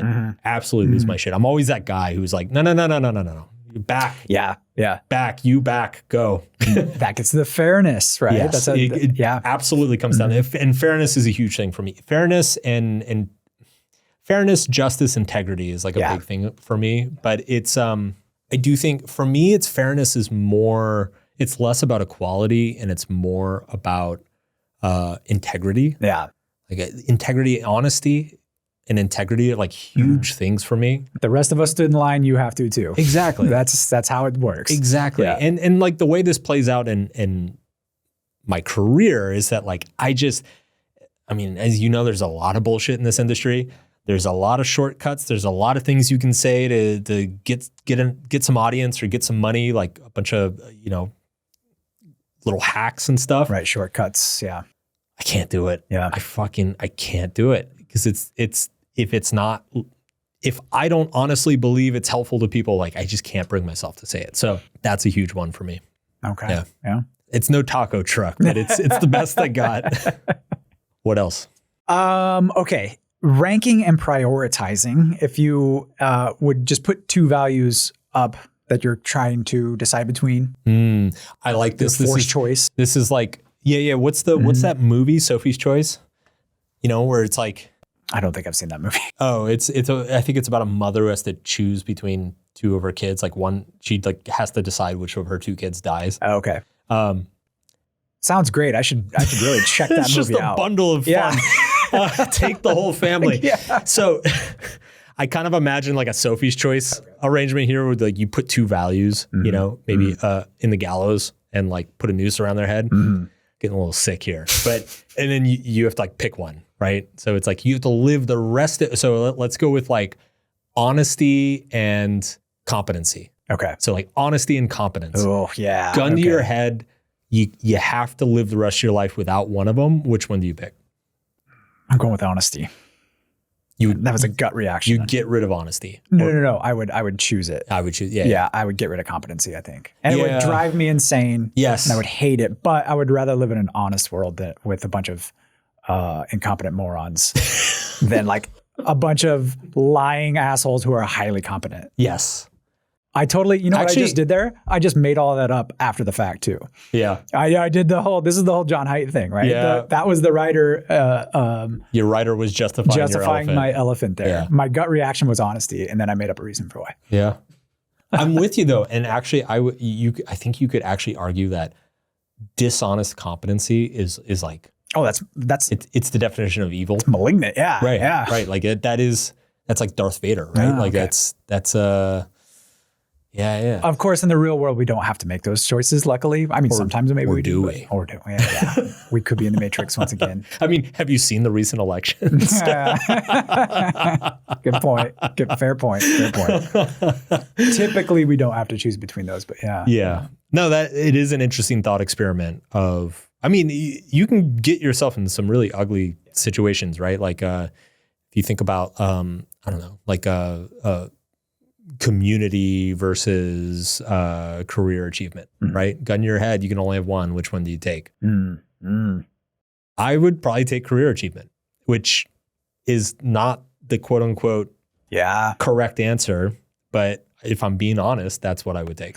Whew, that's a tough one for me. I don't know. I might lean towards more community on that one just because, well, I'm making up another reason for it. I think it's a thing you can't think too much about. Yeah, I think you're right that it's like the gut. There's a gut reaction there. It's the gut reaction. It's like the first thing that just seems right, you just go with it because that is ultimately like these values exist at a very deep emotional level. This brings up a question I wanted to ask in this section too, is how dispositional do you think values are versus aspirational, right?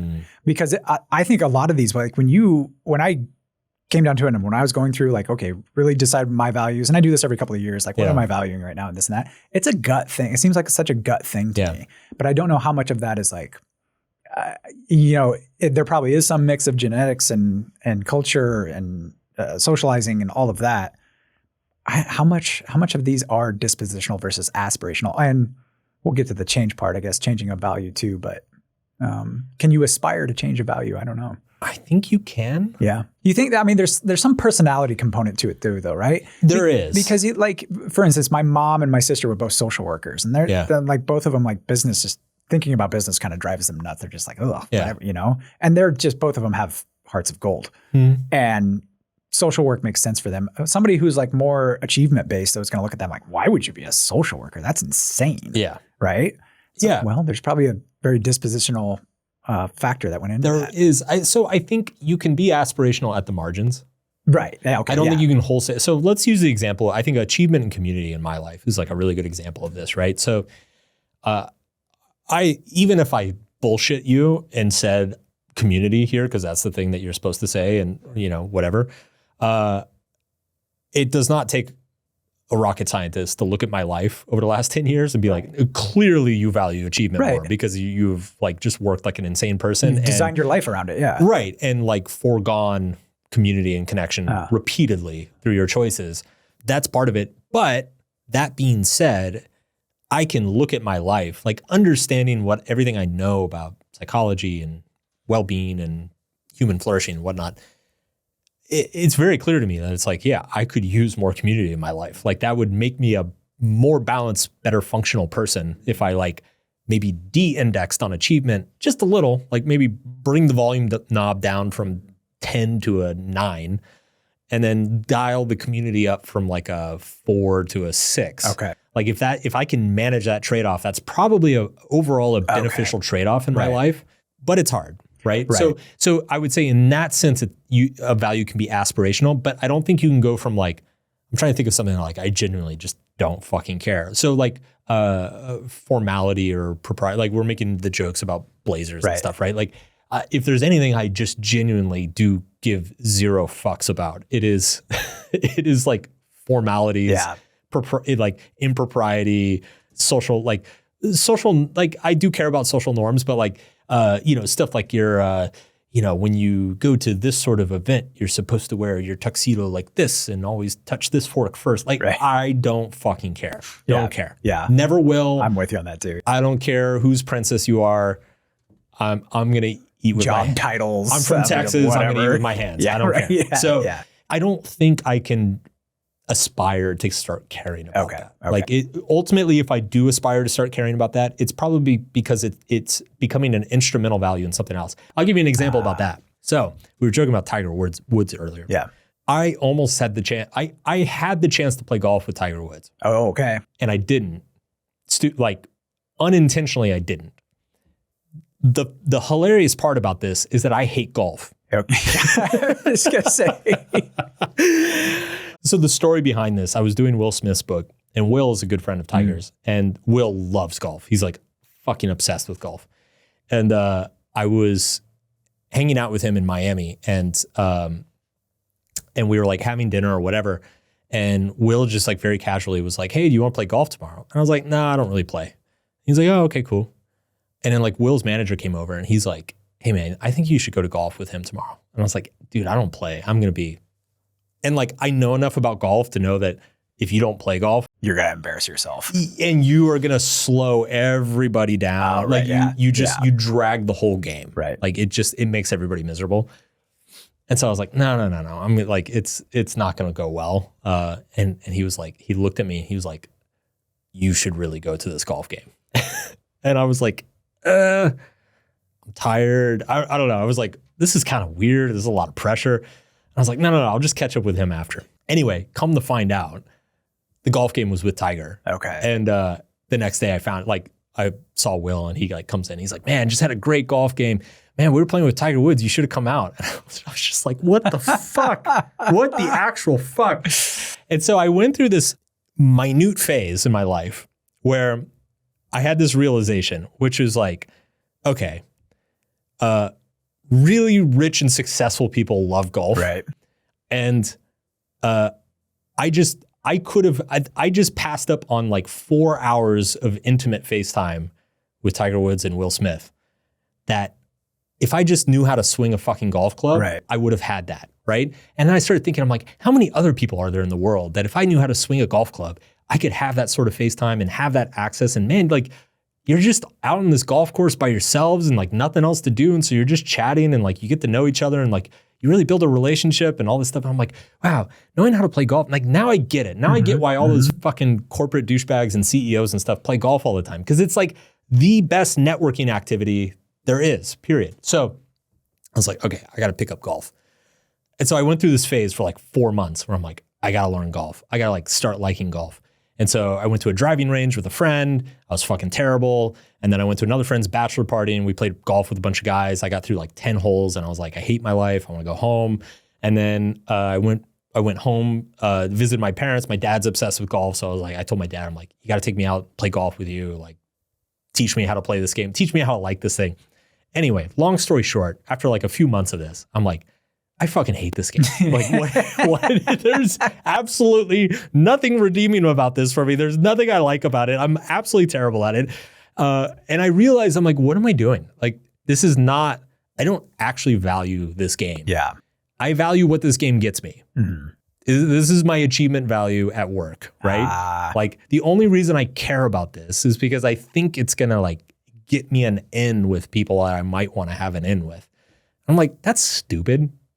Like, there's so many better ways to meet people or like have an in with somebody, right? Yeah. Instead of like trying to make yourself play a game that you actually hate playing. So anyway, that's my golf career. Nobody will be standing up at my funeral and talking about my golf swing. Your golf swing for sure. Yeah. I hate golf too. So I don't know. I got nothing to add there because I've tried as well. Yeah. Yeah. Any other fun exercises to discover values? No, there's a lot of these you can kind of even come up with it on your own. There's also, you can go out and you can take these online tests for the values. We kind of already mentioned that a little bit, which you can do that. That's fine. Schwartz value survey. Yeah, that's a good and then one. I believe there's another one. I think it's called the PVQ. There's tons. There's a bunch of them. There's tons out There's a bunch there. of them. I found these exercises to be way more valuable for me though, because it gets a little too analytical when you start, okay, what's my score on this values test and this and that? And it's like, oh, these are real examples from my life that I immediately and emotionally connect with. Like I was saying, you have these like immediate reactions when you do these thought experiments. And those are way more clarifying than any test. Yeah. Because you get these and you're like 42 on this and 33 on this. And I'm just like, what does that even mean? It can be super abstract. Yeah. I mean, I do think I like these thought experiments better and kind of giving yourself time to debrief them a little bit. So before we move on, I'd like to return to the value hierarchy idea a little bit and dig into it a little bit more. We've referenced it throughout the episode at this point, and I think it's one of those concepts that people intuitively understand. Like you hear that, like, yeah, okay, we all kind of prioritize our values and there's like a ladder, right? There's like my top value and there's values underneath it. But I think it's worth considering a little bit more deeply what the significance of it is. I also think this is really where the central message of subtle art comes in.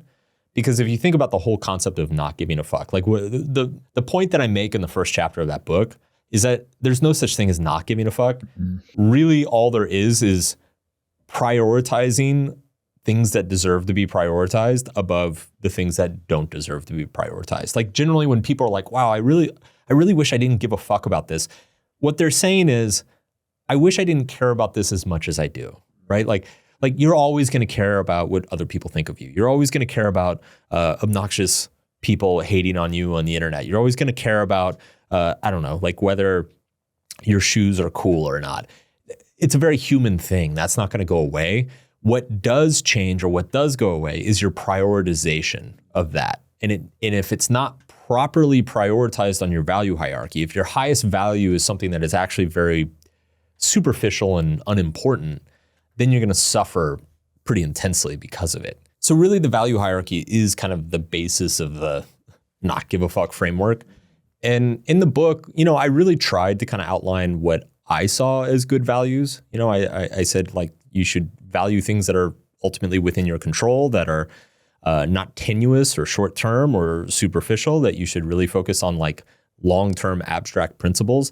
But it's one thing to just say that. It's another thing to actually do it. And I do think, to me, maybe the most important message of my career that I really stand by is this idea of choosing your struggle. Because I think one thing we haven't really discussed yet is that generally speaking, when people think about what's important to them and what they want in their life, you're always thinking in terms of what you gain you're never thinking in terms of what you give up. And ultimately, I think that is actually what defines where something is on your value hierarchy. Like the thing at the top of your value hierarchy is not at the top because it's the thing you want the most. It's the thing that you're willing to give up everything else for. And if you want to nudge something further up your prioritization, further up your value hierarchy, the way to nudge it up higher is not by wanting it more, it's by giving up more in the process. Does that make sense? Yeah. Yeah, it does. And it's also, no matter, there's a cost to all of this, right? Right. It's the trade-off. It's the trade-offs. And it's what you are, whatever pain you're going through now, it's because of whatever value you have been prioritizing. Exactly. Right. And you might not be aware of that. You're like, why am I suffering this way? I don't get it. I don't understand it. It's because of whatever you're choosing to value. So if you value, autonomy over comfort, well, get ready for some instability. Right. And like, you're like, why is my life so crazy? Well, because you value autonomy and freedom and refuse to compromise any of your own impulses. Yeah. So I love this idea that real value change actually comes from what you're willing to give up. And I think it's not a coincidence that, generally speaking, the largest changes in people's lives occur not after a euphoric or great moment, but actually after either trauma or tragedy. Loss. We see this over and over again. So I'm curious, Drew, like, what is it about these intense negative events in our lives that actually do open us up so much to change? Well, there's this whole field in psychology, this whole theory around it called post-traumatic growth theory. It's been around for a few decades now. There's lots of research backing it up. Essentially, what the research finds is that somewhere between like 80 and 90% of people, after they experience some sort of traumatic event, a loss in their life, and it can be big T trauma, it can be little t trauma even too, after they experience these traumatic events, somewhere between 80 and 90% of people report experiencing at least one positive change in their life. Now, this is not to romanticize trauma at all. Okay, this is not, you don't need trauma to change, okay? And you should not seek out trauma. Do not seek out trauma. Trust me, life will come and give you some trauma. It will deliver on that promise for sure. That said, trauma is incredibly common too. I think that's another point to drive home, is that we all experience some degree of trauma. Some people get it worse than others, yes, and I want to acknowledge that, absolutely. But it's an inevitable part of life. And the wild thing about humans is not only can we bounce back from trauma, not only can we endure these traumas, but we actually can thrive and grow after these traumas. That's a very common thing too. So not only is the trauma itself common, but growing from that trauma is an incredibly common thing.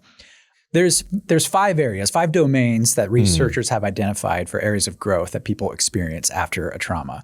You have improved relationships with others, discovering new possibilities in life, increased personal strength, a greater appreciation of life, and spiritual or existential development. You can see already those are like value-laden domains of life, right? Relationships and new possibilities and personal strength. All of these are very, very value-laden areas. And what happens, what they think happens, there's this kind of process that people go through. You experience a trauma, and there's all these factors. It depends on your personality, it depends on your coping strategies, depends on your social network around you. But what happens generally is you have this traumatic event and it shakes up your worldview in some way or another. Like think of like an earthquake that happens or like the fires in Los Angeles recently. Like something like that happens. Everybody kind of has this sense of, oh, something's different. Something has changed. What I believed before no longer applies. And so it forces you into this space of reevaluating priorities in your life. You ruminate on the event, trying to figure it out, trying to make sense of it. That our brains are just trying to make sense of the world all the time. So it's trying to make sense of this trauma. And what happens through that, you go out to your social network, you start talking to people, you engage, you try to come up with a new worldview, basically. And through that, your values change, or at least they're reprioritized, right? The way I've always liked to think about this is that a traumatic event or a tragic event, it is part of what makes it so painful is the experience of a value failing. It's like you used to really care about this thing, or you used to really believe this thing was true about yourself or the world. And suddenly that belief or that value fails you catastrophically. And it leaves this like void. It leaves a vacuum that needs to be filled inside you with some other value or some other belief. And that process of like finding the new value or finding a new belief, it's difficult and uncomfortable. But ultimately, that vacuum is the opportunity for change and growth. Yeah, right. Yeah, like a classic example is, someone gets a terminal illness, cancer, or something like that at some point in their life. And all of a sudden they're thrown, why am I spending so much time at work? Why am I so obsessed with status? Why am I so obsessed with validation from other people when I have my family right here that I've been neglecting, or something along those lines, right? Yeah. A lower value for a higher value again. Yeah. It puts that into stark contrast for you. Now, again, I want to go back and just reiterate that you might have these positive changes or these value changes that are in the right direction, right alongside all the bad things about trauma too. They happen simultaneously. So again, not romanticizing it or saying there's only good things that will come out of this. That's not what I mean at all. It's one of those situations where you have to hold the positive and negative in your mind at the same time. Like I remember seeing a survey data that found that like cancer survivors, something like 70 or 80% of them reported feeling more gratitude and satisfaction with their lives in general after surviving the cancer. And it's funny because I think the stupidest way to interpret that data is be like, oh, we should all go get cancer now. Like, it's like, no, you still don't want cancer. But if you do get cancer and you manage and you're fortunate enough to survive, chances are you're actually gonna develop a lot of gratitude and satisfaction for the people and things in your life. What we're talking about is value change, though. And it's undeniable that some traumatic events can change your values. Now, it depends, again, like on some personality traits that you have, your coping strategies. The event itself, if it's like really horrible, then it's less likely actually to have more positive effects than not. So there's all sorts of factors that go into that. But there are some personality traits. People who are generally optimistic over pessimistic will experience this more. Being open to new experiences too, that helps. Your coping styles, like actively, there's this thing in PTG, in post-traumatic growth, called active rumination. So, a traumatic event happens and it's just natural for you to ruminate on it, right? If you actively engage in that rumination though, like the rumination is going to happen, but if you actively engage in kind of cognitive reappraisal of it, it's like, okay, this happened. What value is it calling into question in my life? How can I respond to this in a positive way? All of those sorts of things will help increase the likelihood of some sort of growth. I think one of the biggest ones, and this comes up over and over again in all the studies I've read on post-traumatic growth, which is your social group, and which fits into the larger culture as well, though. So if you are in a culture that's a little bit more, they're not open to the reinterpretation of the trauma, or they don't want to hear, it's more of a closed off, keep that to yourself type or of culture. They're not supportive. Obviously that's not going to help, but the social group in general has been shown to be one of the key factors in post-traumatic growth. And to be clear, not just social, I mean, it could be family, partners, like support network, relationships. Absolutely. Yeah, quality relationships. Yeah. You remember how like hipsters would always brag about how like were their favorite band was one you never heard of? Right, until you heard of them, Yeah. So my favorite psychologist might be the psychologist nobody's ever heard of. This is my hipster psychology take. Okay. So I'm a huge fan. There was a guy named Kazimierz Dabrowski. Oh. Which I know because of you. Because I've written about him. You told me about him. I've written about him multiple times, but huge fan of Kazimierz Dabrowski. So it's actually really fascinating. I love this dichotomy that happened during the Cold War. So Cold War happens and Western psychology pretty quickly by like the 1960s is really focusing on self-esteem and happiness and positive effect and self-actualization. And it's like, everything's just like, let's be great. Like, how do we be as happy and wonderful and great as possible? And meanwhile, in Eastern Europe, Kazimierz Dabrowski was Polish. I believe he was working out of Warsaw. He was working in the aftermath of not only World War II, but the Holocaust, and also working under Soviet occupation. And so what did he decide to study and work on? Tragedy. Yeah. And the effects of tragedy. And to my knowledge, he was actually the first researcher to actually find the case. So he actually studied Holocaust survivors and Polish World War II veterans. To my knowledge, he was the first one to find this idea of post-traumatic growth. Because what he started to notice was that, obviously in the immediate aftermath of the war and the Holocaust, people were traumatized, they were despondent, there was despair, they didn't know where they're going to get their next meal. A lot of people didn't have a place to live. But as he kept following up with people, pretty soon within a few years, he noticed something really strange, which is that a significant percentage of the survivors started to say that they had actually become better people. And they would describe themselves pre-war as being ungrateful, self-centered, untrustworthy, not liking themselves, not ambitious. And then after the war, they had actually felt like they really grew as a person. They had become very grateful for the people in their life, and they really valued their relationships with people, and they actually wanted to work hard and maximize their potential. And so Dabrowski actually called this positive disintegration. And he meant it in actually a very literal term, because he meant disintegration is in the disintegration of the ego. He saw trauma and tragedy as a way of your ego literally being destroyed. All the things that you thought were true about yourself and true about the world become violated. They have been proven utterly and completely wrong. And that ego destruction is causes an extremely stressful and emotional response in people. But if the ego is destroyed and that vacuum is then filled with more positive things, if the lessons that the person takes from it are more adaptive and more psychologically healthy, then that becomes a positive disintegration. And the fascinating thing about Dabrowski is that he did all of this work in the 1950s, and then it just sat behind the Iron Curtain for 50 years. Right. And nobody knew about it. And it wasn't until some PhD students in Canada came across him, translated his work, revitalized it, and then published some of his work in the early 2000s. And then it's that's the only reason we even know any of this exists. But it's Dabrowski was my favorite band that you've never heard of. And I knew him before he was cool. And you're welcome. You're so cool. You're the coolest nerd, Mark. That's all Drew, this is all I've ever wanted to hear from you. This is all this podcast, all the studio, everything. That's all I ever wanted to hear. I'm the coolest nerd. All right.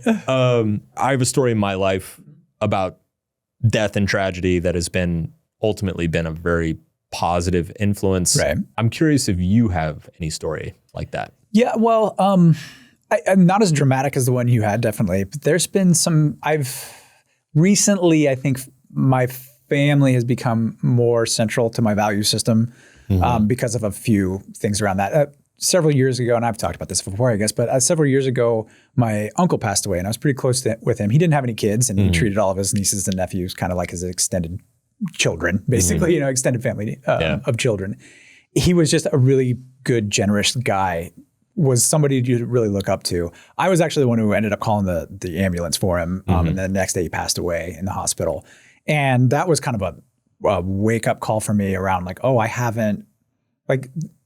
I hadn't spent a lot of time with him the previous couple of years, even though he was a big part of raising me and a big part of my life. And he's helped a lot of other people in my family and a lot of other people in his community as well. And to me, I was just that brought into very stark contrast, the way I was living. And I always said, yeah, I value my family and yes, whatever. But it wasn't up until that point I was we're all living on borrowed time a little bit. And if I'm going to say that I value family, I need to start acting like it. So that was one for me anyway. That was, that's not a huge, to me, it's not a huge trauma per se to my well-being necessarily, but it did definitely shake things up. So that's, I feel like death in general, just it's a slap in the face. Yeah. It's dude, this shit is precious and scarce and you have been taking it for granted. And I almost feel like it's almost impossible as a human to like not take people for granted to a certain extent.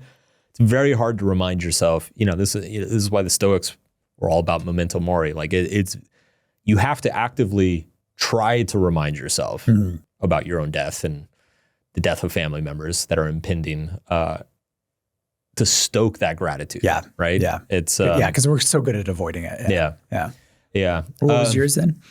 Well, it's in the book. Oh, okay. Yeah. It's in the book, and I've talked about it quite a few times. So I'll go over it briefly, but it's, for people who are curious, it's the last chapter of Subtle Art. But when I was 19, a good friend of mine drowned at a lake party, and you were there. I was there, and it was just like utterly.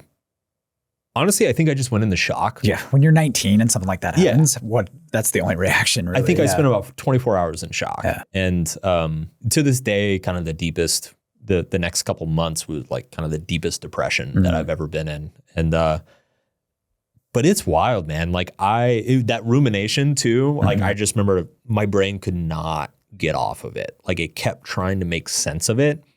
And that's the thing about death is like, there's no way to make sense of it. Right. It's just, There's no, you keep trying to find like deeper meaning or reasons or purpose or like, could I have done this or could this person have done that? Or like, why did they deserve it? And there's no answer to any of it. Like it's all just an open loop that never shuts. But the end effect of that, I eventually kind of came out of that funk, and it was a real wake up call, especially, when you're that young. I mean, first of all, at 19, I was totally an entitled twat. I took no responsibility for anything in my life. I smoked pot all the time. I was like, I was basically a failed music student, and didn't really care.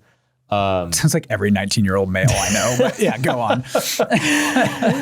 But no, it was a wake up call. It really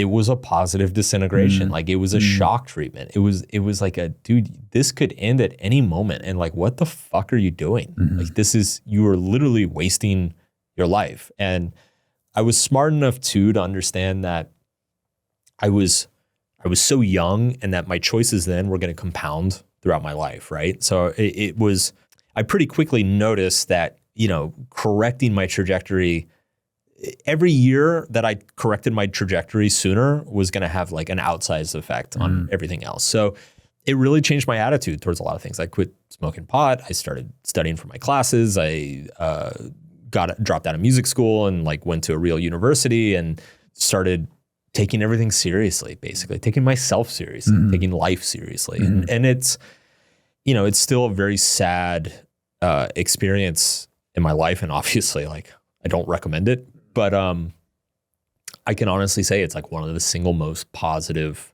instigators of change in my entire life, right? Like it is that single experience was worth reading 300 books and attending 20 seminars. Yeah. Again, I don't recommend it. No. An interesting little fact that I found in the research as well that I'll tack on here. There's cultural influences. We've touched on it a little bit already, but what you find in more individualistic cultures like the United States, Western Europe, you would typically find, so the 5 areas I listed before, right?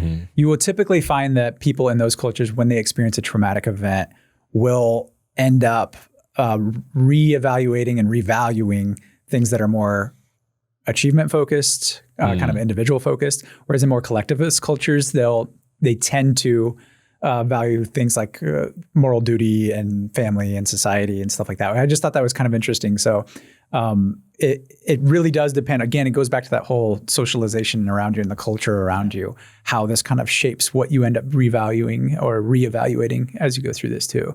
So like sense. In your case, you being an American from Texas, no less, right? You kind of doubled down like on the, I need the achievement and the like not taking life for granted. And this is the one life we have and, that sort of thing. So I don't know, just thought it was interesting. What's funny though? I distinctly remember like a huge motivator for me at that time. I had this so my friend who died, his name was Josh. I had a very palpable sense that like I morally owed Josh the duty of living well. Yeah. And I mean, part of it was the way he died, because it was literally just, I mean, there was, everybody there was drunk, a bunch of people were on drugs, everybody was swimming in the same lake. You know, it could have happened to anybody. Like it's the coroner said that his legs cramped up. Yeah. And he just went under. And it was dark and nobody could see him and he just went under. Right. So it was literally a situation. It could have been any of us. It was very random. And I think part of the randomness and part of the struggle with that was like the realization of like, that could have easily been me. Yeah. Kind of survivor guilt. Yeah, totally. And so I remember just feeling a strong sense of moral obligation of like, I owe him living well. Yeah. Right. Like if I just sit on my couch and smoke pot for the next 5 years, like I'm kind of doing him a disservice. Yeah. Right.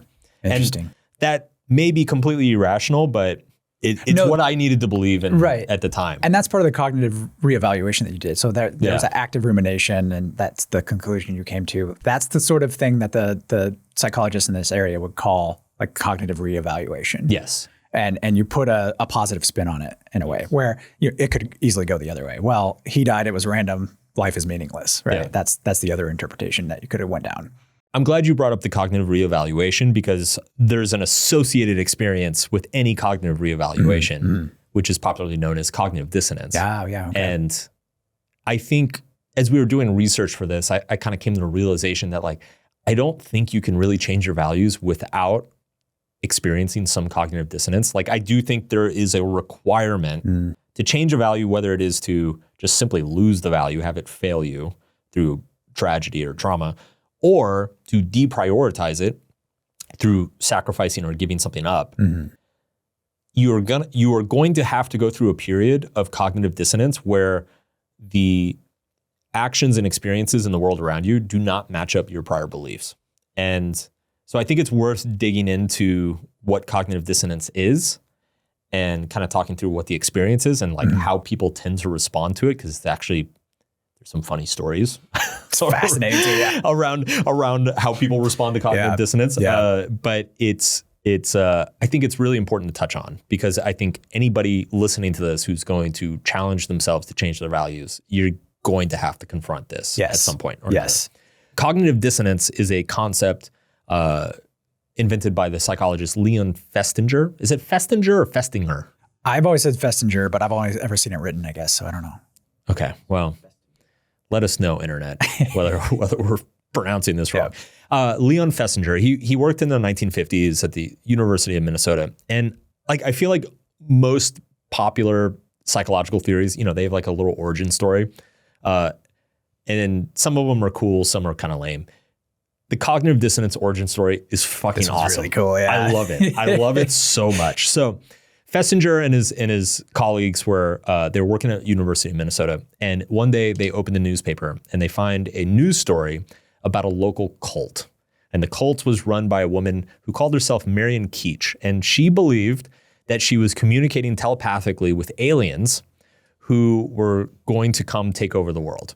And it was only through her group, her cult, and her, I believe it was prayer, that they were going to prevent the world from being taken over by these aliens. So this was a thing that was going on around Minneapolis, and Festinger was like, "This is so interesting." And so what they did, which part of me thinks like this would never fly these days. So part of what they did is they actually infiltrated the cult. They actually like pretended to be cult members and pretended that they like believed all this shit, because they actually wanted to observe, because, important detail. Marian Keech, apparently there was a specific date that the aliens were going to come and the world was going to end. Of course, right. Yeah. Like most good cult leaders, right? She sets up an end date. So the researchers were fascinated by this. They're like, let's join the cult. Let's pretend to do all their weird shit. And then when the date comes, let's watch what happens. And let's just observe and see if we can learn anything. So sure enough, the date comes and goes. No aliens invade. Nothing happens. And the psychologist's expectation was that, you know, once the date came and went, all the cult members It's would be over. like, Yeah. what the fuck? You know, like, I guess we can go home now. Like, clearly this was all a bunch of bullshit, right? Actually, the opposite happened. The cult members became even more fervent because they believed that they had saved the world, and they believed that there were going to be more dangers and threats to the world, and they were the only ones that could save it. So nobody left the cult.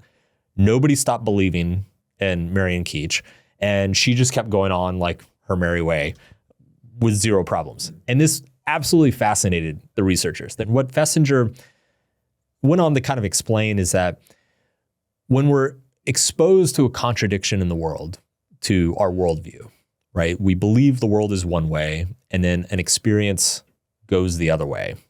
It contradicts that. We experience a certain amount of dissonance in our minds. It creates discomfort, and that discomfort can't exist for very long.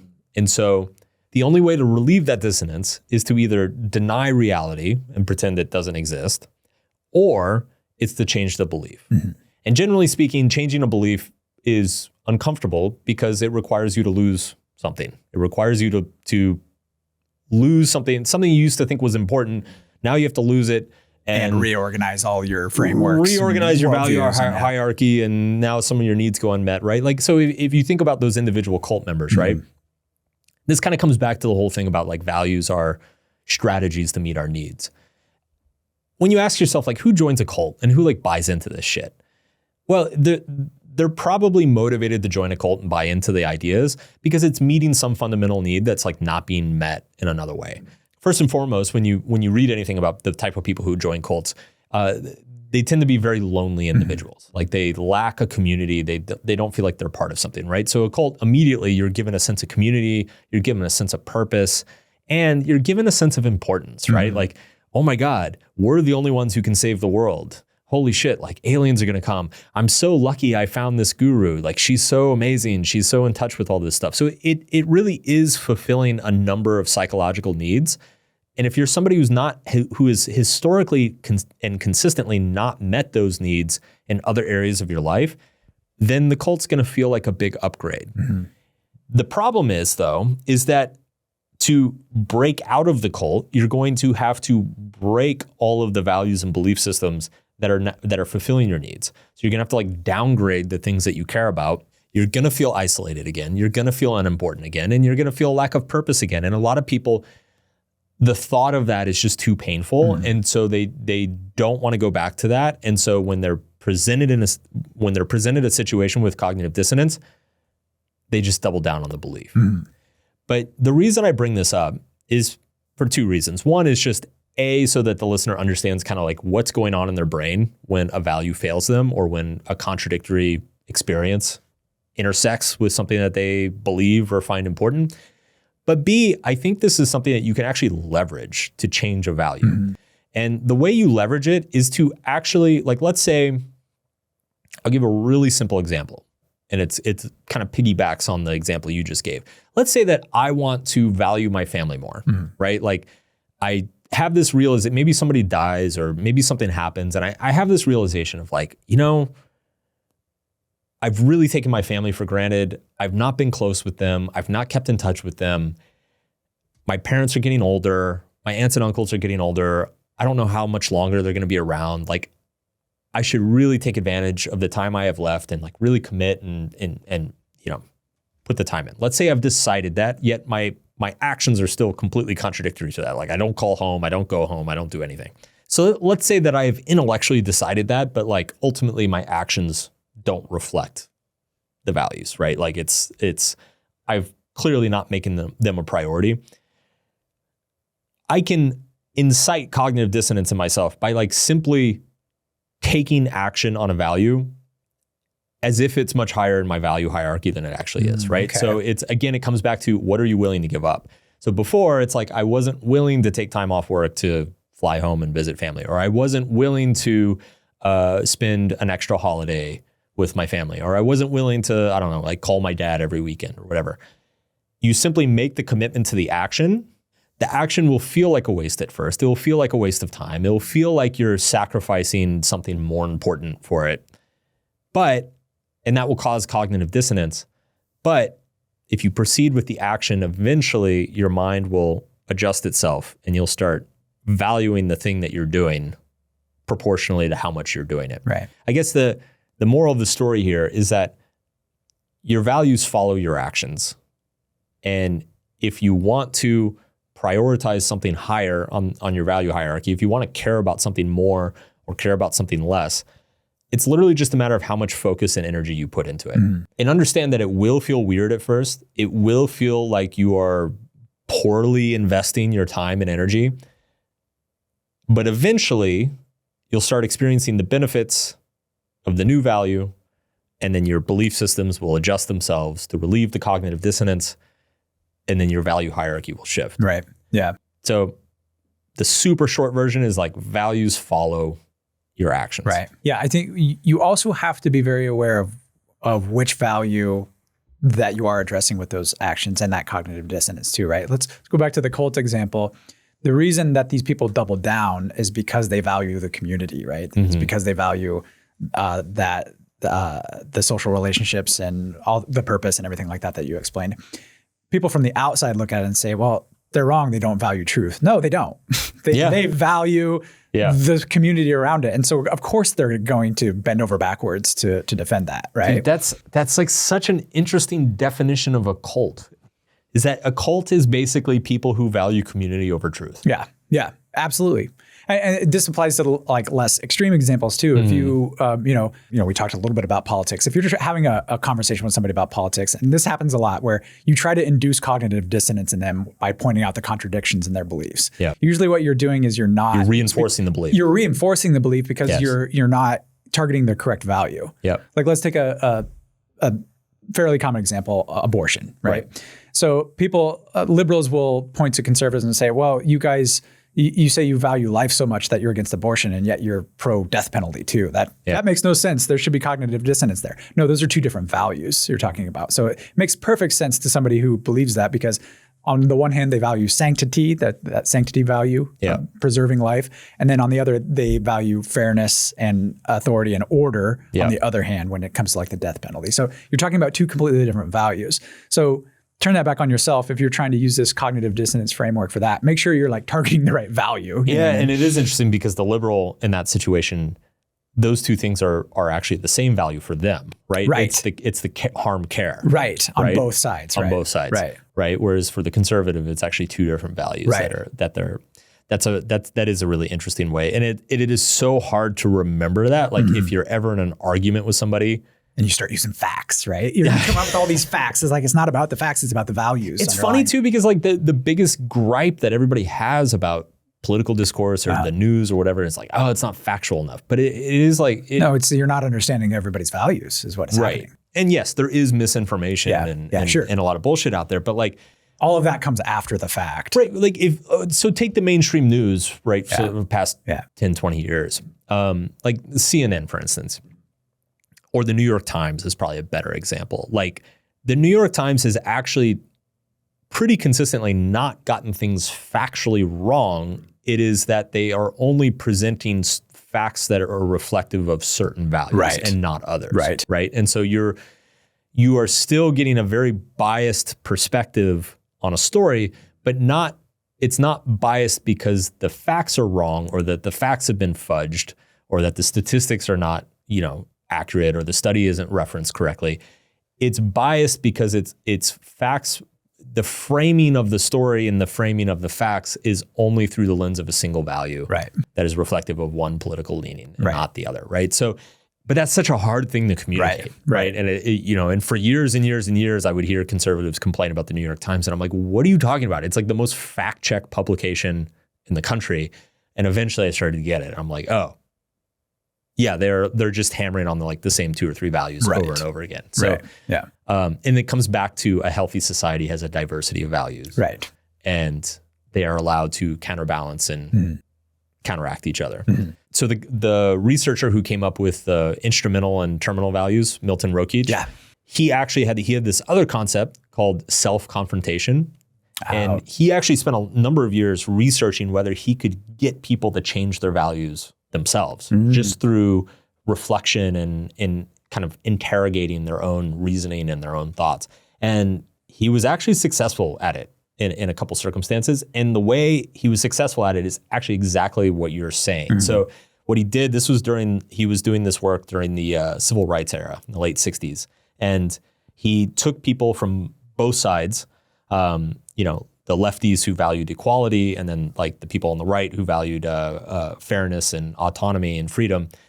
And what he would do is he'd have them do a written exercise where they chose between freedom and equality. And then he would have them like write a short essay on like why they believe so strongly in it. And then he would ask them a question that would essentially frame their value in terms of the other value. So to give you an example, he took like the people, the right-leaning people who chose freedom.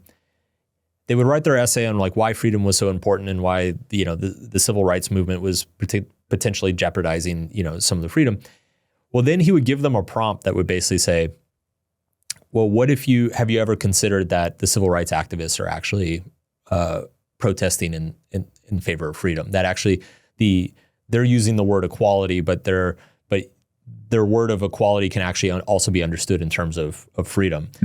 And when and then he would have them make that argument. And when he had them make that argument, they would change their mind. Yeah. And it's exactly what you're saying. Right. It's like if you can take your argument and package it in the other person's values, they'll start believing it. I guess this is like kind of at the root of persuasion. Maybe we should do an episode on persuasion. Oh, that'd be a good one, yeah. And we'll just persuade the audience to do things for us. The other thing I want to touch on before we move on from this ties in a little bit with the cognitive dissonance. So I'm a huge fan of Charlie Munger, the legendary investor. Both Charlie Munger and Warren. So Charlie, for people who don't know, Charlie Munger was Warren Buffett's business partner, and both Charlie and Warren are like almost philosophers, like investment. They're investors, but they're also like philosophers, and both of them just have like so many amazing quotes and ideas and frameworks and mental models and stuff. But Charlie has this great saying that I think about all the time, which is, show me the incentive and I'll show you the behavior. And, we just talked about how cognitive dissonance teaches us that ultimately, if you lead with the behavior, even if it doesn't feel right, your feelings will follow, right?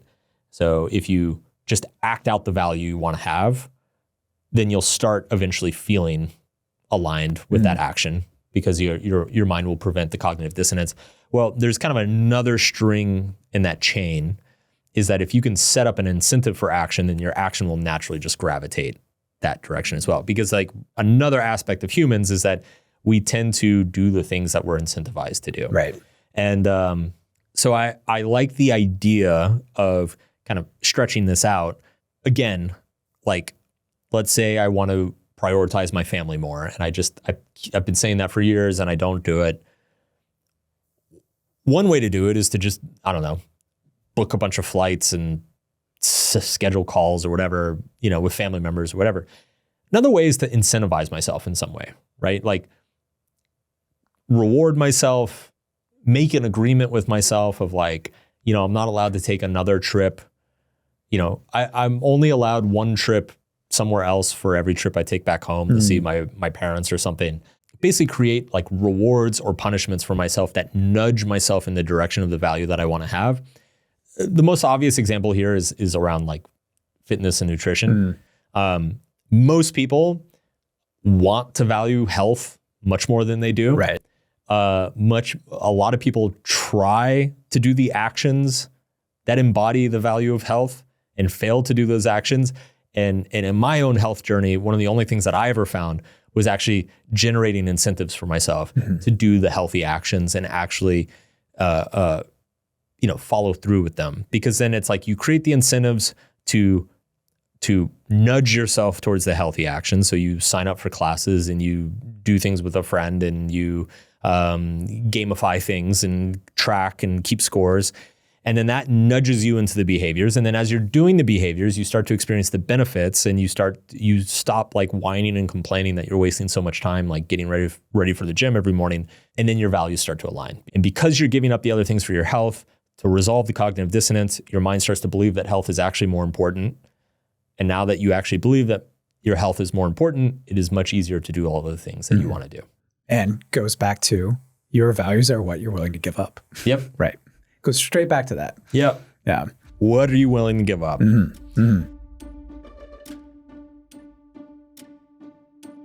All right. So as we round this episode out, I think I'd like to kind of get into like a summary of takeaways for the listener.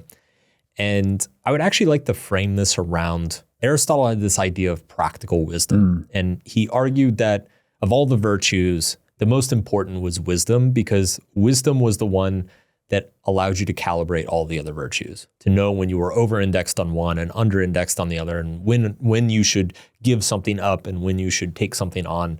And so he believed that if you didn't have wisdom, you couldn't really maintain or manage all the other virtues.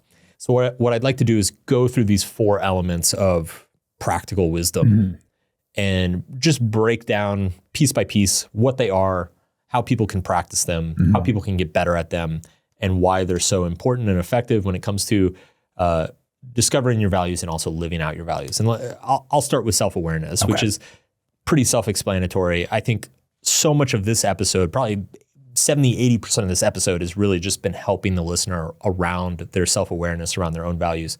I mean, the importance is pretty logical, right? Like if you aren't aware of what you value, then you can't adapt or change what you value. So the first step to managing your own values is to simply get clarity and awareness around your own values. Journaling is effective for this. I think ultimately a lot of the work that is done in therapy is around helping the patient understand what they're valuing and what they're prioritizing, and maybe they should be prioritizing something else. I also believe that meditation is useful for this as well. That by sitting and noticing your own thoughts and proclivities and what you're focusing on, you start to develop a sense of what you're valuing and what you're prioritizing in your life. Yeah. And then the next one, to emotional regulation, aligning your emotions with your values, keeping those emotions aligned with the values so you can act in a way in accordance with your values, right? Yep. There was a psychologist, Albert Ellis, who came up with this idea that between an event happening and your reaction is the interpretation, right? And he has there was the ABCs of what he developed, this whole therapeutic model called rational emotive behavioral therapy, right? He's got the ABCs here. REBT. REBT, yeah. ABCs was there's the activating event, the B is the beliefs, and C is the consequences of those, okay? Yeah. So I think as you navigate your own values in your life and you have your values kind of front and center after being more aware of them, you'll start to run into this quite a bit, I think. I know I have anyway in relationships. Benevolence is a big value of mine, right? And looking back, I think there have definitely been times where I haven't acted benevolently in situations, people in my life, close relationships in particular, those, start pushing on your emotional buttons a little bit.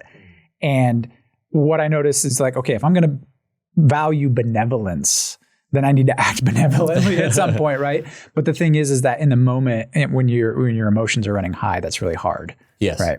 Yeah. So learning how emotional regulation, you mentioned meditation already. That's one way to kind of learn how your mind works in accordance with your emotions in certain situations. For me though, I have been able to use this kind of ABC method here. When I have a triggering event and an emotion pops up, I've learned to catch myself right there. Like, okay, I'm gonna act on this emotion, or should I act on this emotion? Yeah. And how is that reflecting my values or this situation, this relationship right now? Yeah. It's hard to do, and it takes a lot of practice. And this is really therapy helps. And it is a skill. And I know we're already planning on doing a full episode on emotions and emotional regulation. 3 things come to mind, like listening to you talk about this. Yeah. Three ways I can see kind of emotions hijacking this process of living out your values. The first one you already mentioned is that being triggered by some lower value that inadvertently causes you to sacrifice, a higher level value that you later regret or feel bad about. That's one way. A second way is that when you are prioritizing a value, when you're trying to move something up the value hierarchy, it means you're giving up other values, which there's going to be negative emotional reactions when you give those things up, right? Like if I start taking time off work to spend more time with my friends and family, I'm going to have negative emotions around having to give up time at work. Like I'm going to question it. I'm going to feel guilty about it. I'm going to feel stupid about it. I'm going to, whatever. And so you have to be prepared for those emotions and those side effects and whatever. No, this popped into my head when you were talking about the relationship thing, because our values are not only the metrics by which we measure ourselves, they're also the metrics by which we measure other people. And so if you have a very strong value around, say, benevolence, and you're dating somebody who very much is not being benevolent, that will also probably trigger you. Yes. Yeah. You'll be like, what the fuck is wrong with you? Like, I can't believe I'm with this person right now. And so you could see it pop up in relationships as well, right? Like it's like if my wife does something that like really goes against my values, you can bet your ass we're gonna have a fight about it. So it's something else to be like very cognizant of, because if your values are way out of alignment, or you are prioritizing something that's like very stupid and not serving you, that's also going to show up in your relationships, and you're going to start judging your partner for all the dumb stuff that you care about, or your best friend or your brother or sister or whatever. Like it will manifest in your relationships in not the same way it manifests in your own life, but like probably in like symmetrical ways that it manifests in your own life. Yeah. Also with the social relationships, you can leverage them as well to help you stay in line with your values. So not only, are you judging the people around you based on your own values, but you can also choose those circles of the values that you want to associate with, right? Your relationships almost like amplify what's already there. Right. I reveal a lot of reveal and reveal and amplify. Yeah. Third one is relationships. And I think a huge component of this is like, you don't necessarily need the people in your life to have the same values as you. You simply need to respect each other's values and trust each other to act on your values. And you actually kind of want a diversity of values in the people around you, because it's going to bring out the best of each other, and you're going to counterbalance each other. You're going to offer each other different perspectives. Like, the fact that we have different values, it's like we can compensate for each other's weaknesses and keeps us from running too far in one direction. Exactly. Exactly. So it is when we talk about strong relationships, you don't want to just find a bunch of mini-me's and yes men around you. Like, you want to find people who are different from you, but you respect them and you respect those differences, and you can have honest conversations around those differences. Like that's really what the key is. Yeah, for sure. Yeah. And then the last component of practical wisdom is the self-acceptance part that you already talked about, the non-judgment. This one of my favorite psychologists, Mark, who this is not as cool as yours, but Carl Rogers, he's much more well-known. He said, the curious paradox is that when I accept myself just as I am, then I can change. Yeah. Okay. So accepting yourself as you are without trying to change yourself allows you to change yourself. It's one of those neat little paradoxes. Yeah. Love it, right?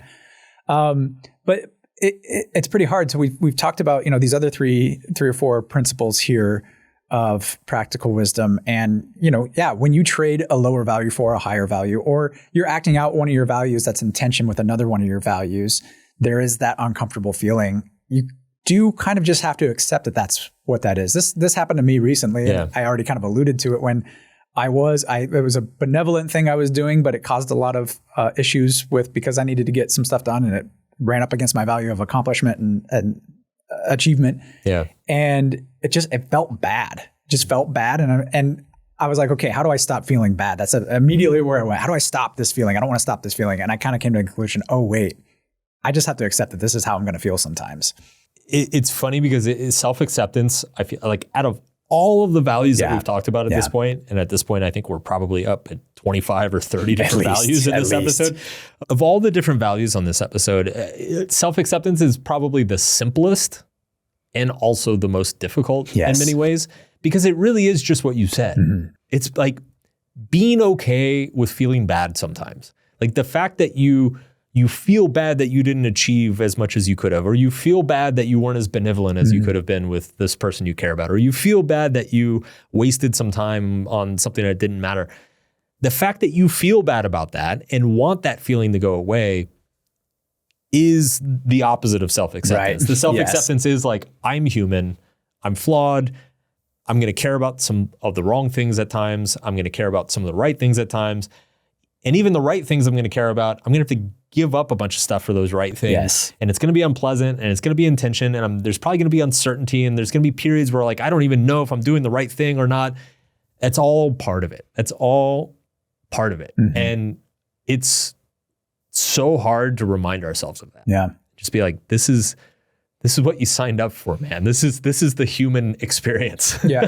But it does help when you realize that you're doing it for a value, right? Yes. It's, instead of just this, I feel bad and I don't know why. That's what drives people crazy. Yes. And that's what I had to come to. I'm just like, I feel bad. I don't like this. Why? And then I realized, oh, it's because I had to prioritize this value over another one. Yeah. And in a strange way of just accepting that I was going to feel bad, I made me feel a little bit better about it, you know, in a way. It didn't relieve it. I still feel, I'm still like, I still have a little bit of shame and guilt around it. But I'm like, okay, that's the price I have to pay for this. So yeah. I'm just trying to think like where people probably run into this the most. Like I'm just thinking about like the lack of self-acceptance. I'd say to me, the two areas that I see it the most, I would say is like work and romantic relationships. On the work side, you see it a lot with workaholics who like, they strive and they achieve and they achieve and they achieve and they achieve and it's never enough. It's never good enough. They could have always done more. They could have been better. Okay. And they drive themselves, like they literally make themselves miserable. And there's all sorts of like really famous, successful people that have done this. And I've seen it a number of times among my friends. I've fallen prey to it myself a number of times. It's just really interesting that like, I think we have this ideal sometimes that it's like, if I work as hard as I can and if I do the best job and I get the best work out of myself, then I'll be satisfied. Right. And then when you're not, you feel like something's wrong. Right. And that there's something else you could be optimizing to do it better. And then I think when I see it in regard to relationships, I see it in regard to like, there's just kind of this, I would call it like the Disney delusion, right? Like people's expectation of what a relationship is just like not very realistic. They kind of assume that if they fall in love, that they're just going to live happily ever after. Like you're not going to fight. There's not going to be any uncertainty and nobody's ever going to like, get sad or depressed or angry at each other you're never going to question the relationship. Like these are all actually very normal things. Like every long-term relationship goes through periods of struggle and stress and questioning. And, sometimes you grow a little bit distance and then you come back together and sometimes you question whether you really want to be with the other person. And then you like are reassured that, yeah, you do. And it's like, it's this organic process that like uncertainty and a certain amount of dissatisfaction is just kind of inherent to it. And again, I think a lot of people like it's the refusal to accept that makes it so much worse. Yeah. Take love as a value, right? If you're going to value that, you also have to just accept that there's going to be some heartbreak along with that. Like you were just saying, like it's not that you can diminish it. It's not that you can avoid it. It's that it's just part and parcel of that value is that you have to put yourself out there and be vulnerable and you will get hurt at some point. And there's just no way around it. No, it reminds me of something that a brilliant man and philosopher and a hero of a human being once said. His name was, wait, let me look. Oh, Mark Manson. He once said,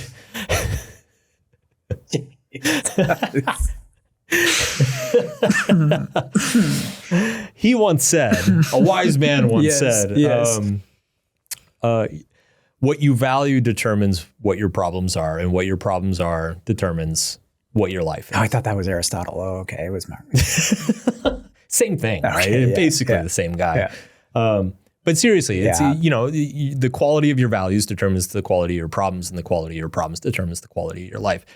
Notice implicit in there that you never get rid of the problems. The problems are always there. And it's like, if you the only benefit of choosing one better value over another is that you get better problems. It's better to ask yourself if you could have been more benevolent than to ask yourself if you could like have cooler, more expensive shoes or something. Right. That's a better problem to have. So you chose that problem. It's a better life. Yeah. And you just have to accept it. Yeah. All right. So to wrap things up, Drew, you and I, we want to finish all these episodes with what we call the 80-20 of whatever we're talking about, because God knows at this point, we're so many hours in. We've covered so much material that it's easy to get lost and it's easy to get, lose track of what actually moves the needle. So we're going to finish this off by talking about the 80-20 of values. This is, for people not familiar, the 80-20 principle is that it's usually the 20% of the things you do generate 80% of your results.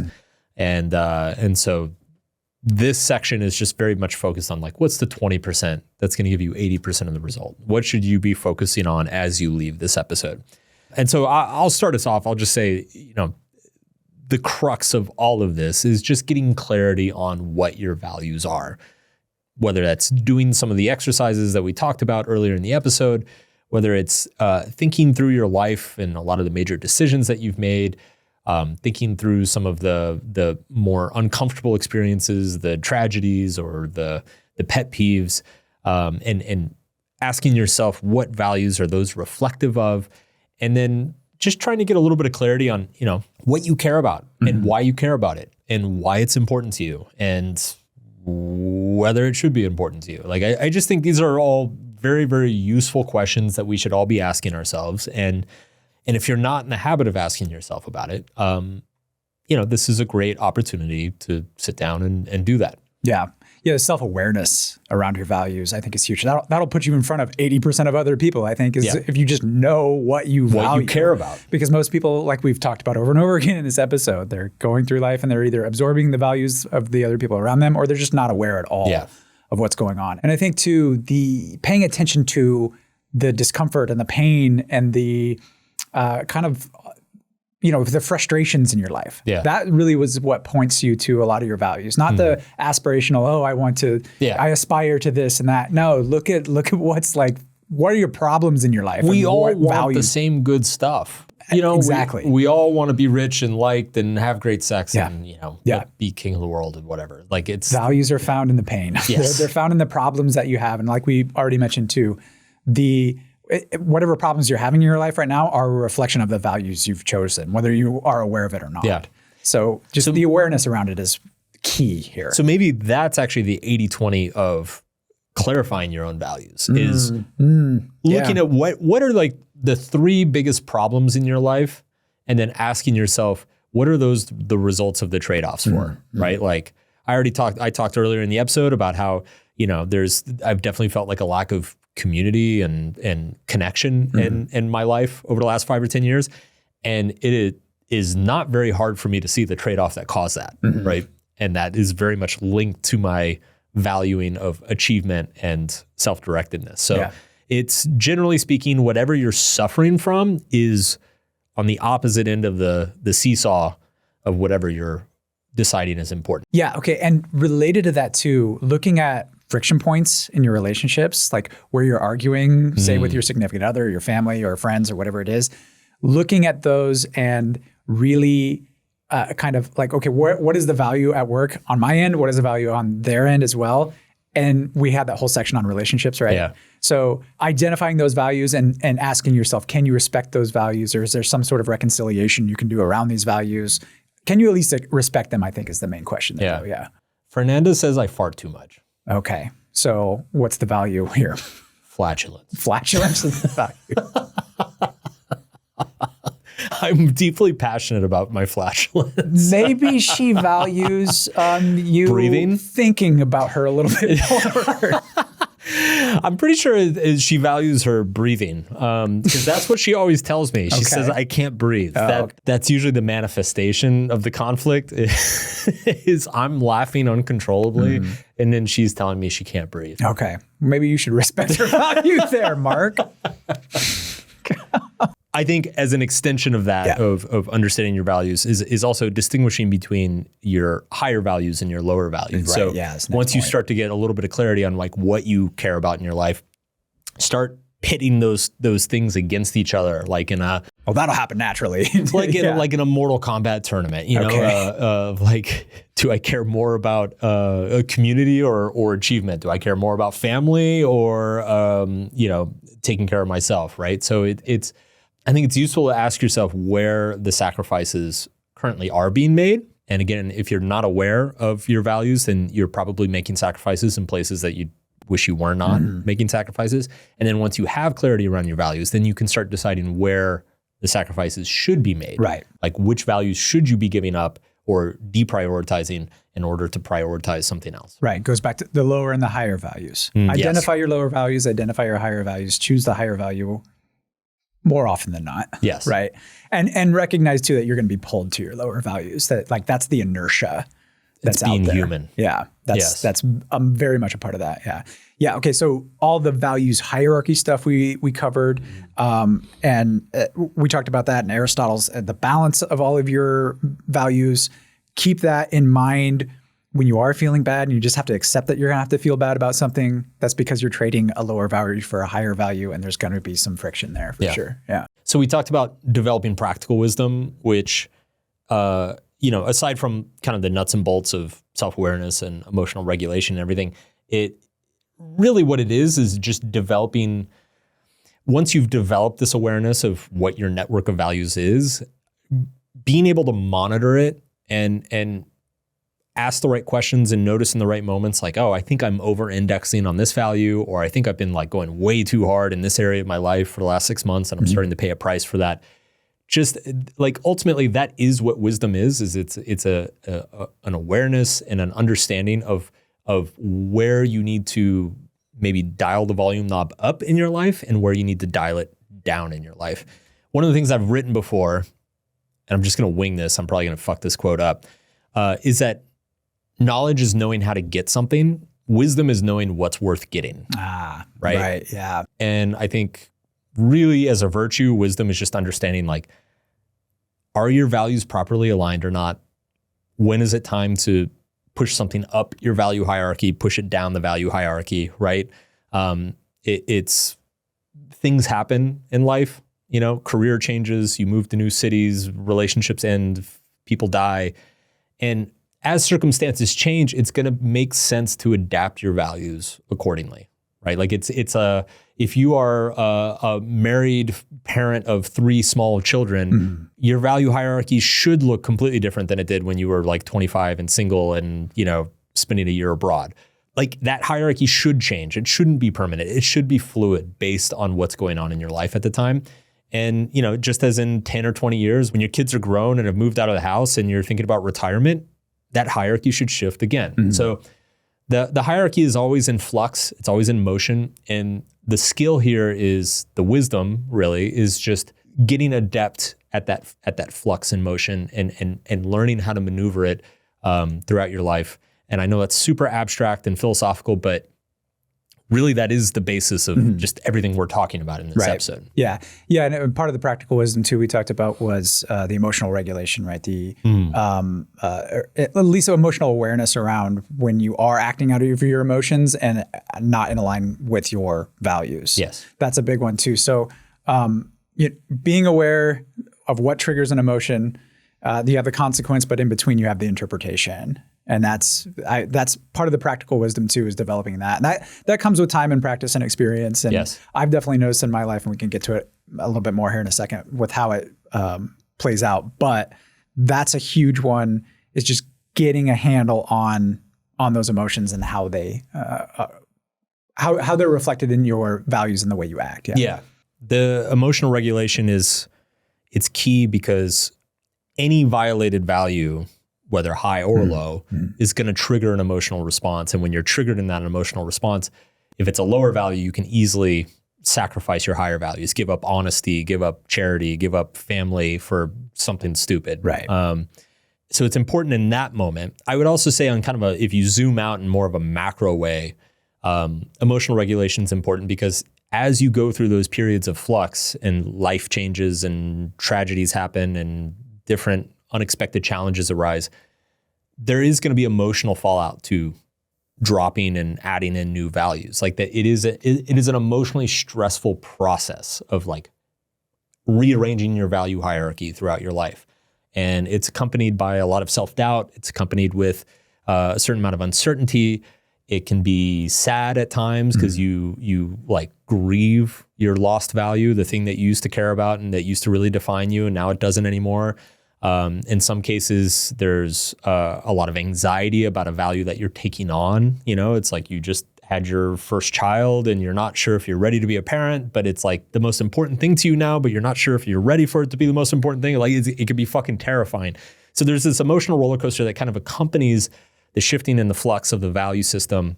And I think just the self-acceptance piece that we talked about is the understanding that that is part of the game. Like there is a certain amount of that emotional stress and emotional turmoil that is going to be ever present. Right. There's not really, and I'm sure we're going to get into this very deeply when we do our episode on emotions, but the key is not to get rid of the emotion. The key is to manage the emotion. Right. And it's like what you said with it. It's the key is to interpret the emotion positively and usefully in a productive direction.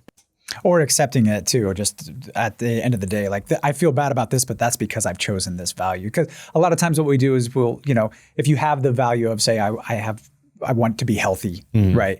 And instead you end up just staying on the couch. What you're doing is you're kind of avoiding that negative emotion that's associated with getting up, going to the gym. It's uncomfortable. I have to be self-conscious about certain things, all of that. You're avoiding all of that, right? Yeah.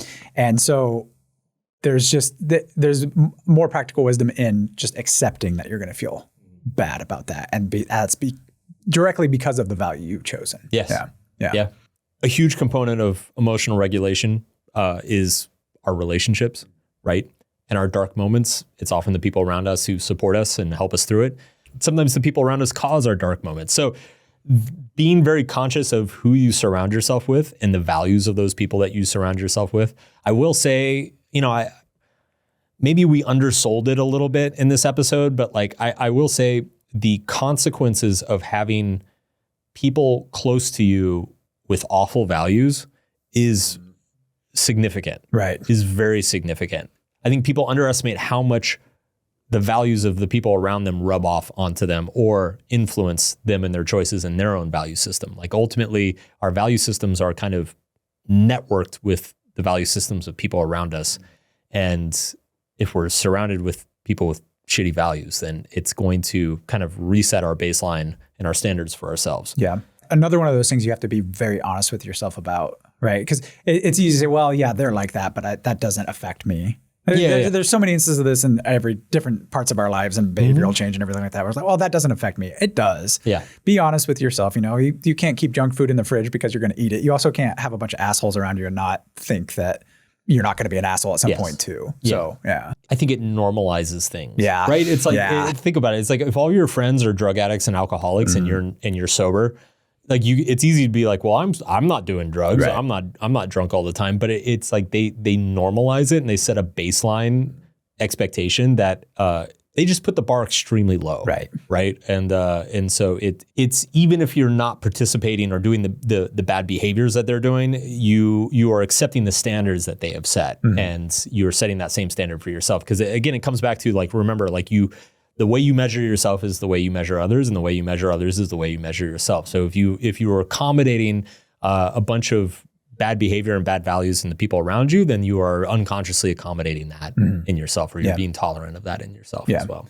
I think there's one thing too you want to be careful about is not to go too far the other way. There's a self-sorting that goes on too, that we just sort ourselves into people who have our exact values. And like we've said repeatedly throughout this, is it's not necessarily like shared values aren't necessarily having the same values. It's more a respect for values that you have for other people. And that itself is a value, like being able to tolerate and respect other values that complement each other within, reason anyway. Yeah. If you go the other direction and your standards are just so absurdly high that nobody can meet them, then you're going to be a miserable asshole by yourself for a long time. And a diversity of values is a great thing to have in any group or even person. Yeah. And then the last thing, we talked about cognitive dissonance and how ultimately our values and our belief systems follow action. They are not, action does not follow our values. Values follow our actions. And so the best way to reprioritize your value hierarchy is to take action on the hierarchy that you want, or force yourself into a situation, whether it's through constraints or incentives, to take the action that you want, and understanding that it's going to be uncomfortable and difficult and maybe even unpleasant at first, and that there's going to be all this self-doubt and associated guilt and sadness and anxiety and icky feelings. But if you push through that, then ultimately your brain will resolve the cognitive dissonance by adopting the new value, reassessing the hierarchy, and then basing that hierarchy off of the way you're acting in the world. Yeah. I think I have a good salient example of this too. If you're in a relationship with someone, let's say it's your romantic partner, and you've been fighting a lot, right? And you say you value this relationship, right? But when you get into fights, what you do is you just want to win the fight, right? Yeah. Everybody has this. Yes. This experience, right? You want to win the fight. You actually value being right more than you value the relationship. So next time you have an argument, instead of like trying to be right with someone, just stop and say, okay, what's really going on here, right? And say, I'm sorry, first of all. Maybe just apologize right out of the gate, even if you don't know what you're sorry for, and try to understand the other person. And that's a good, like the action, the value follows the action there. Because once you stop, and then that other person, their guard goes down. You can sit here and it's okay, we're both prioritizing the relationship now over being right, over winning an argument, which is stupid to begin with. Well, and the funny thing is that like probably at least 50% of the time, that is what the argument is about. It's just the lack of prioritization of the relationship. Right. Like again, it's not about the toothpaste tube. It's about the thing underlying the toothpaste tube. So that makes sense. This was one area, I mean, I had a lot of cognitive dissonance in my life that I never really resolved, because with most people in my life, I was benevolent and I was understanding and everything like that. And then in closer relationships, the ones that can really poke at your buttons more, I was not. And so there was that gap. I had that values gap there. And I had to realize at some point, I was like, okay, do I value being right and like protecting myself or whatever it was that I was prioritizing over a relationship? I was like, actually, no, this relationship is way more important to me than winning a stupid argument. 99% of which I don't even remember from the past that have like derailed relationships. Oh, I remember all the arguments I won. Right. Because you can count them on one hand. Exactly. It was funny because when you were talking about like saying sorry, even if you don't know what you're saying sorry for, in my head I was like, every husband is nodding along right now. What it is just so many times you have partner in an argument. The time. It's like, I mean, seriously, there's been so many. I'm like, you get defensive. You get defensive, and you're like, look, I'm right. I'm not trying to hurt you. I'm not. And I think that is completely besides the point. I think any married person can relate to just not like, I don't know what I did wrong, but I'm just going to say I'm sorry. Because and that's going to set the tone, and you're going to be able to move on way quicker. Yeah, totally. I think it is interesting that for arguably the most philosophical topic in psychology, ultimately, I think that the most efficient or highest leveraged solution around this is the simplest, which is taking action. And yet, so many people struggle so often with taking action on the things that they want to take action on. And I think a lot of it comes down to this, is because the thing they want to take action on, it's a thing they want to value, but they don't value yet. And that friction or that distance between the wanting to value something and not valuing something and summoning the motivation and the willpower to actually take action on it, I think it's like one of the most prevalent struggles and issues that everybody goes through. And I think everybody's constantly going through. Like I speak for myself, but I think every single person, no matter how disciplined, how much motivation and willpower they have, there's some area of your life that you're like, oh yeah, I wish I was doing a little bit better on that. Right. So next episode, and we're going to try to do this thing where each episode leads into the next episode. So next episode is going to be about this question of like, how do you take action on things that you don't necessarily feel like taking action on? So the next episode of Solved is going to be about procrastination. And that'll be dropping on June 1st. And it's a doozy. It's a fun one. Last question, Drew. What did you learn prepping for this episode and recording it? Yeah. So I think one of the big takeaway, the self-awareness thing, really, it was a big one for me. I have had an idea of my values for a while. And then there is, every few years, I kind of like sit down and I'm like, okay, what is, the value shift or whatever.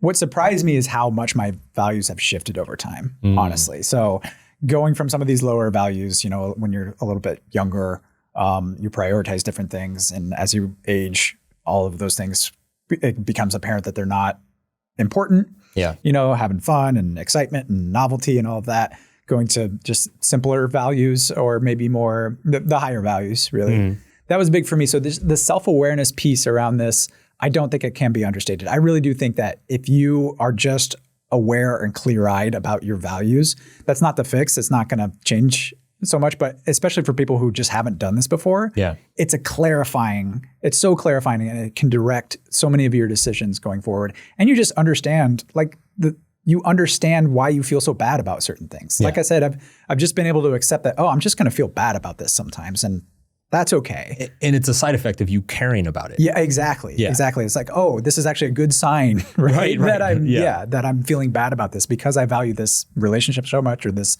value in my life. Yeah. So I think self-awareness, I hesitate to put that one up front because it's not the whole picture. It's not the fix all for everything, but it will get you a long, long way. Yeah. So right off the bat, the self-awareness around my values and how much they've changed, that was a big one for me.